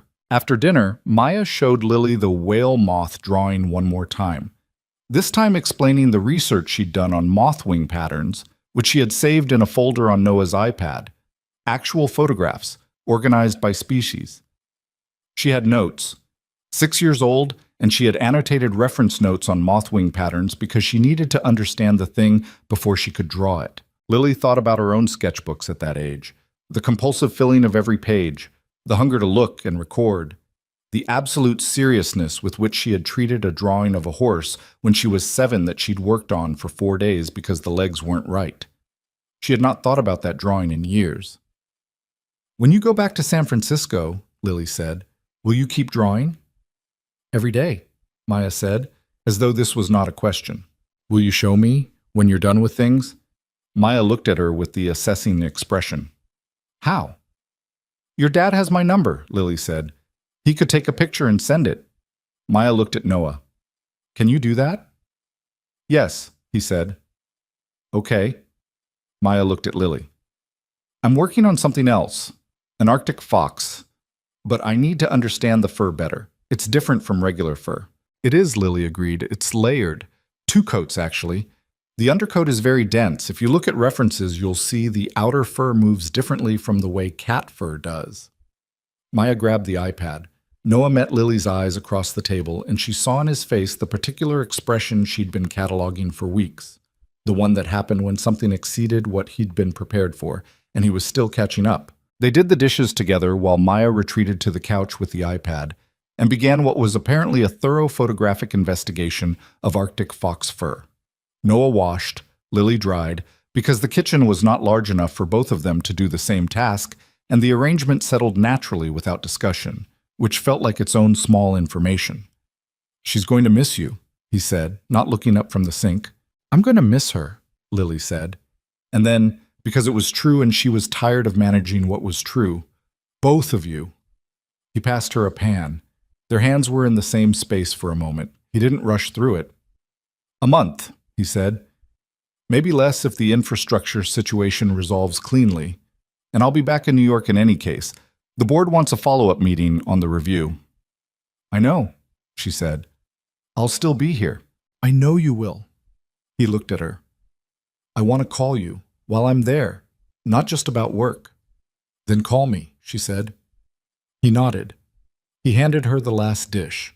She dried it and set it on the counter, and they stood in the small kitchen with the sounds of Maya's research happening from the couch and the city doing its perpetual thing 40 floors below. "I keep thinking about the elevator," he said. "You need to let that go," she said. "No, I mean—" He turned to lean against the counter facing her. "I think about what would have happened if I'd been in a different part of that elevator, if you hadn't heard me. If the doors had opened on 15 instead of 23, and you'd gotten off without ever turning around." He looked at her steadily. "I know that's how chance works. I know it doesn't mean anything, but I think about it. It means we're both bad at hypotheticals," she said. "Maybe." He didn't look away. "Or it means that the version of this where we never met is worse, and that's worth knowing." She held his gaze. "Yeah," she said, "that's worth knowing." From the couch, Maya said without looking up from the iPad, "Arctic foxes have 150 times the insulating capacity of regular fur." "That's a lot," Noah said. "It's so they can survive at minus 50 degrees, Maya said. "I'm going to draw the layers separately and then show how they work together." "Good idea," Lily said. "I know," said Maya. Lily laughed, a real one, the kind that comes out before you authorize it. Noah watched her laugh and didn't say anything, just watched, and she didn't mind being watched for once in her life. She left at 9:30. Maya gave her a hug at the door, the same quick total hug as before, the one that didn't perform itself, and then went back to the couch without ceremony, already returned to the Arctic fox research. Noah walked Lily to the elevator. "I'll have the documentation complete by tomorrow noon," she said. "I'll send it before you leave." "You don't have to do that tomorrow morning." "I know I don't." She pressed the elevator button. "It needs to be done." He stood with his hands in his jacket pockets, looking at her the way he'd looked at her on the street 2 weeks ago. The same attention, but more settled now, less like something being decided and more like something that had been. The elevator opened. "Noah," she said. "Yeah." "Don't disappear," she said. "When you get back there and it's work and it's Maya and it's the 1,000 other things, don't go somewhere I can't follow." He looked at her for a moment. She'd used the word Vanessa had used without meaning to. She saw him recognize it. "I won't," he said. Not quickly, not as a deflection. He said it like someone who understood what was being asked and had made the calculation before answering. She got in the elevator. He stood in the hall until the doors closed. She looked at the floor numbers counting down and pressed her hand flat against the cool elevator wall and thought, this is the part where you find out what someone is. Not the dinners and the museums and the good conversations. The distance. The ordinary days when nothing romantic is happening, and it's just two people deciding to keep showing up for each other across 800 miles. That's the part that reveals the actual thing. She was scared of that part. She was also not going to let the fear make the decision for her. She had decided this somewhere around the 31st floor, and she was keeping it. She finished the documentation Saturday morning in her apartment. On the floor, the nonprofit drawings moved aside to make space. She sent it at 11:42. At 11:49, her phone buzzed. "This is complete. Thank you. I mean it." She typed back, "Safe flight." Then after a moment, "Tell Maya the Arctic fox is a good choice." A pause. Then a photo came through. Maya at the airport gate, sketchbook open in her lap, already drawing, the blue cloth cover just visible. Noah had taken it from slightly behind her so she hadn't noticed. Underneath the photo, he'd written, "She started on the plane research the moment we got here. Send help." Lily saved the photo. She didn't examine why. She just saved it and went back to the nonprofit work and spent the rest of Saturday doing something that was entirely hers, in the quiet of her own apartment, in the particular satisfaction of work that didn't need to be explained to anyone. The Hartwell client review was Thursday, and it went the way Lily had known it would go, because she had built it to go that way. The client loved the packaging concepts. They approved the primary direction without revision requests, which almost never happen, and which Marcus attempted to receive as a collaborative triumph, and which the client, having read the CC'd emails for 3 weeks, understood to be Lily's work in a way that was now documented. Marcus said nothing to her directly. He hadn't, since Noah's conversation with him. He moved around her in the office with the careful neutrality of someone who has recalibrated their threat assessment and is waiting for the next clear signal. The next clear signal came on the following Tuesday in an email from the board's operational committee, a restructuring announcement, effective the 1st of the month, in which Marcus Webb was moved to a client relations advisory role with no direct reports, and the creative department would be overseen on an interim basis by a director being brought in from outside while a permanent search was conducted. The email noted that internal candidates were encouraged to apply for the permanent director position. Priya read the email from 3 desks over and looked at Lily with an expression that traveled through several stages before landing on something that was mostly joy with a complication in it. "Are you going to apply?" she said. "I don't know yet," Lily said. "Lily, I genuinely don't know." She looked at the email. "It's a significant change. It would mean..." She thought about the nonprofit work, the floor of her apartment, the quality of work she did when it was only hers. It would mean doing less of the thing I'm actually best at. It would also mean never having a Marcus Webb again, Priya said. "You'd be your own Marcus Webb, but better, obviously." "That's a terrifying sentence." "Think about it," Priya said. She thought about it. She thought about it on the train and during lunch and while she was working on the next project that had landed on her desk, a rebranding for a healthcare company that was genuinely interesting, complex enough to require real thinking. She thought about what she wanted her work life to look like in 5 years, which was a question she'd been avoiding because the answer kept changing and she didn't trust a moving target. The thing she came back to each time was this. She was good at making things. She was also, and this was newer, she was still figuring out its edges, good at seeing how other people could make things better. Those were different skills. She'd been treating them as separate, but they weren't. The best creative directors she'd admired had both. They made and they enabled. They had a point of view and they used it to expand other people's points of view. She could do that. She pulled up the application. She worked on it over 3 evenings, the same way she worked on design, iteratively, with revision, starting from what she actually believed rather than what she thought they wanted to hear. She wrote about attribution and creative infrastructure and what it meant to build a culture where the work was the thing that mattered rather than who owned it.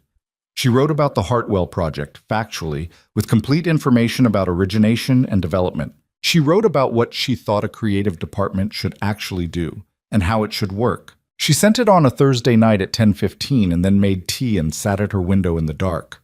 Noah called at 10:30, which was 7:30 in San Francisco, which she'd started tracking without deciding to. "The infrastructure situation is worse than we thought," he said. He sounded tired, not the kind of tired that was performance, but the actual kind the kind that lives in the voice. We're probably looking at 6 weeks, not 4. She absorbed this. Okay. I know that's... It's okay, she said. It's what it is. Lily. Noah. It's okay. She meant it. How's Maya? He exhaled. She finished the Arctic Fox. She wants to show you. Can you send it? A pause, and then the photo came through while they were still talking. The finished drawing, photographed on a white background. The Arctic fox was extraordinary. The fur layers were rendered with a specificity and patience that shouldn't have been possible for someone who had never been formally taught, and the animal had a quality of weight and life that made it feel present on the page. The white of the fur was done in negative space, the paper itself, with the lightest possible pencil work suggesting the outer coat's movement. Lily looked at it for a long time. Noah, she said. I know, he said. He sounded like someone who had looked at the drawing many times and was still not quite over it.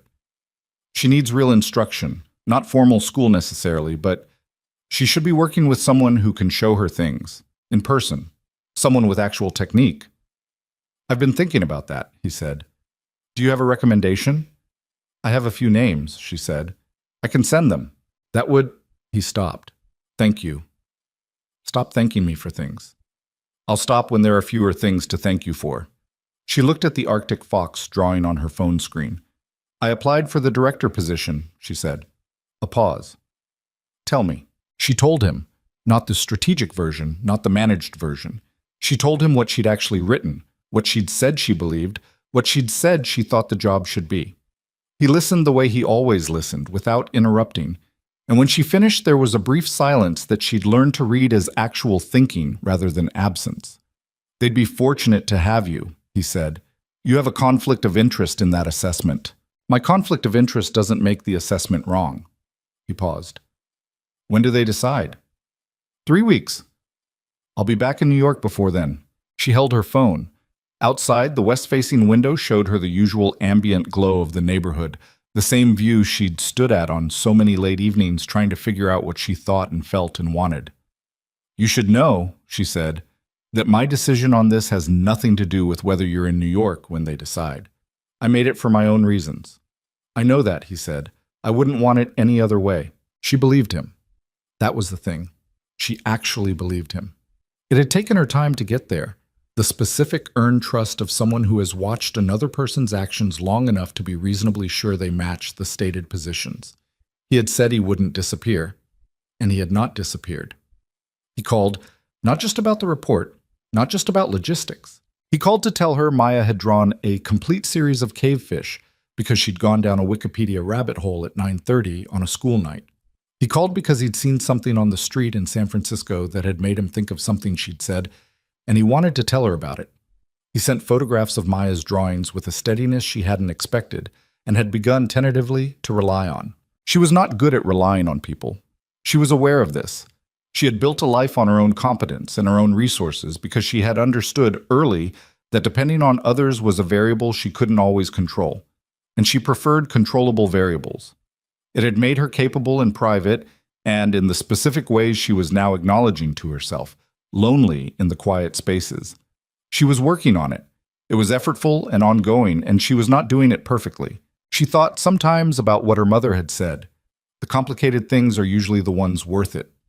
Ruth Carter had been married to Lily's father for 31 years, through the leaking roof and the broken car and the medical bills and everything that came after.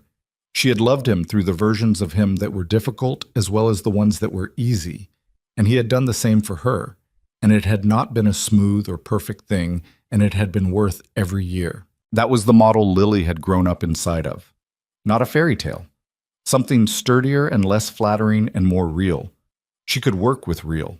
6 weeks passed the way 6 weeks pass when you're busy enough to not watch them go. The Hartwell campaign launched on schedule and landed better than the client had projected, which resulted in an email from the client that Lily received directly because her name was finally on the right things. She started the healthcare rebranding.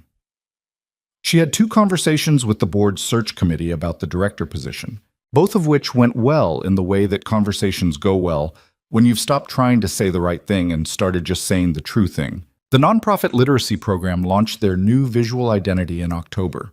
Lily's friend who ran the program sent her a photograph of the new materials, the printed brochures, the signage in the community center, the whole system installed in the actual world, and Lily looked at that photograph for a long time.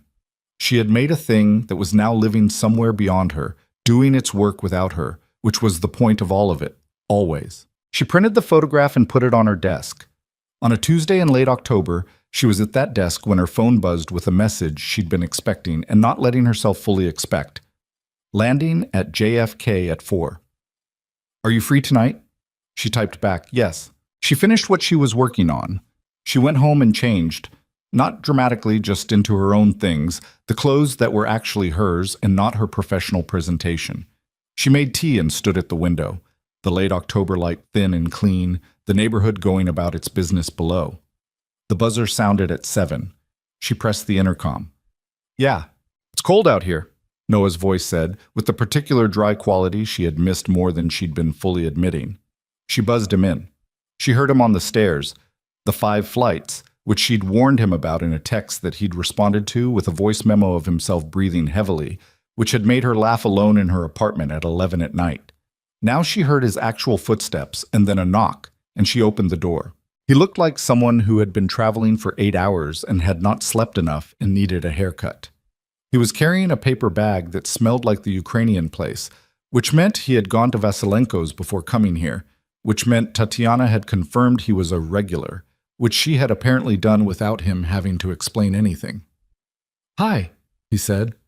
Hi, she said. She stepped back and he came in.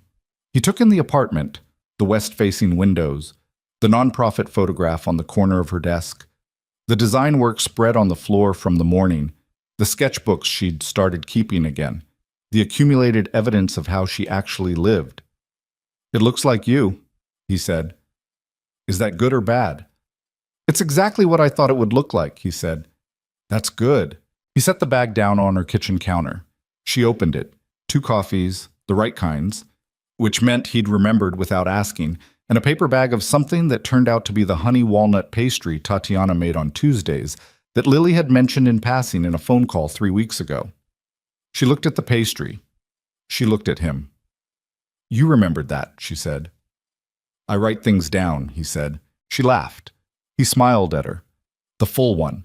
The one he didn't manage. The one that was just his face doing what it did when something was actually good. They sat at her kitchen table with the coffees and the pastry and talked for 2 hours. Not about work. There was work to talk about. The review follow-up, the board meeting scheduled for next week, the director decision that she still hadn't heard on, but they talked around the edges of it and mostly talked about other things. Maya's new school in San Francisco, where she had already found one friend who she deemed acceptable, a book Lily had read, a documentary Noah had watched on the plane about deep-sea ecosystems that had made him think of Maya's early work, the sea creatures, the way San Francisco felt different from New York, not better or worse, just a different quality of air and light.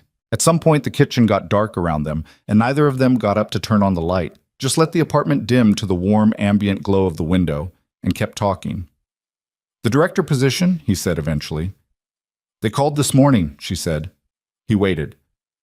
They offered it, she said. He looked at her. And? I took it. She held his gaze.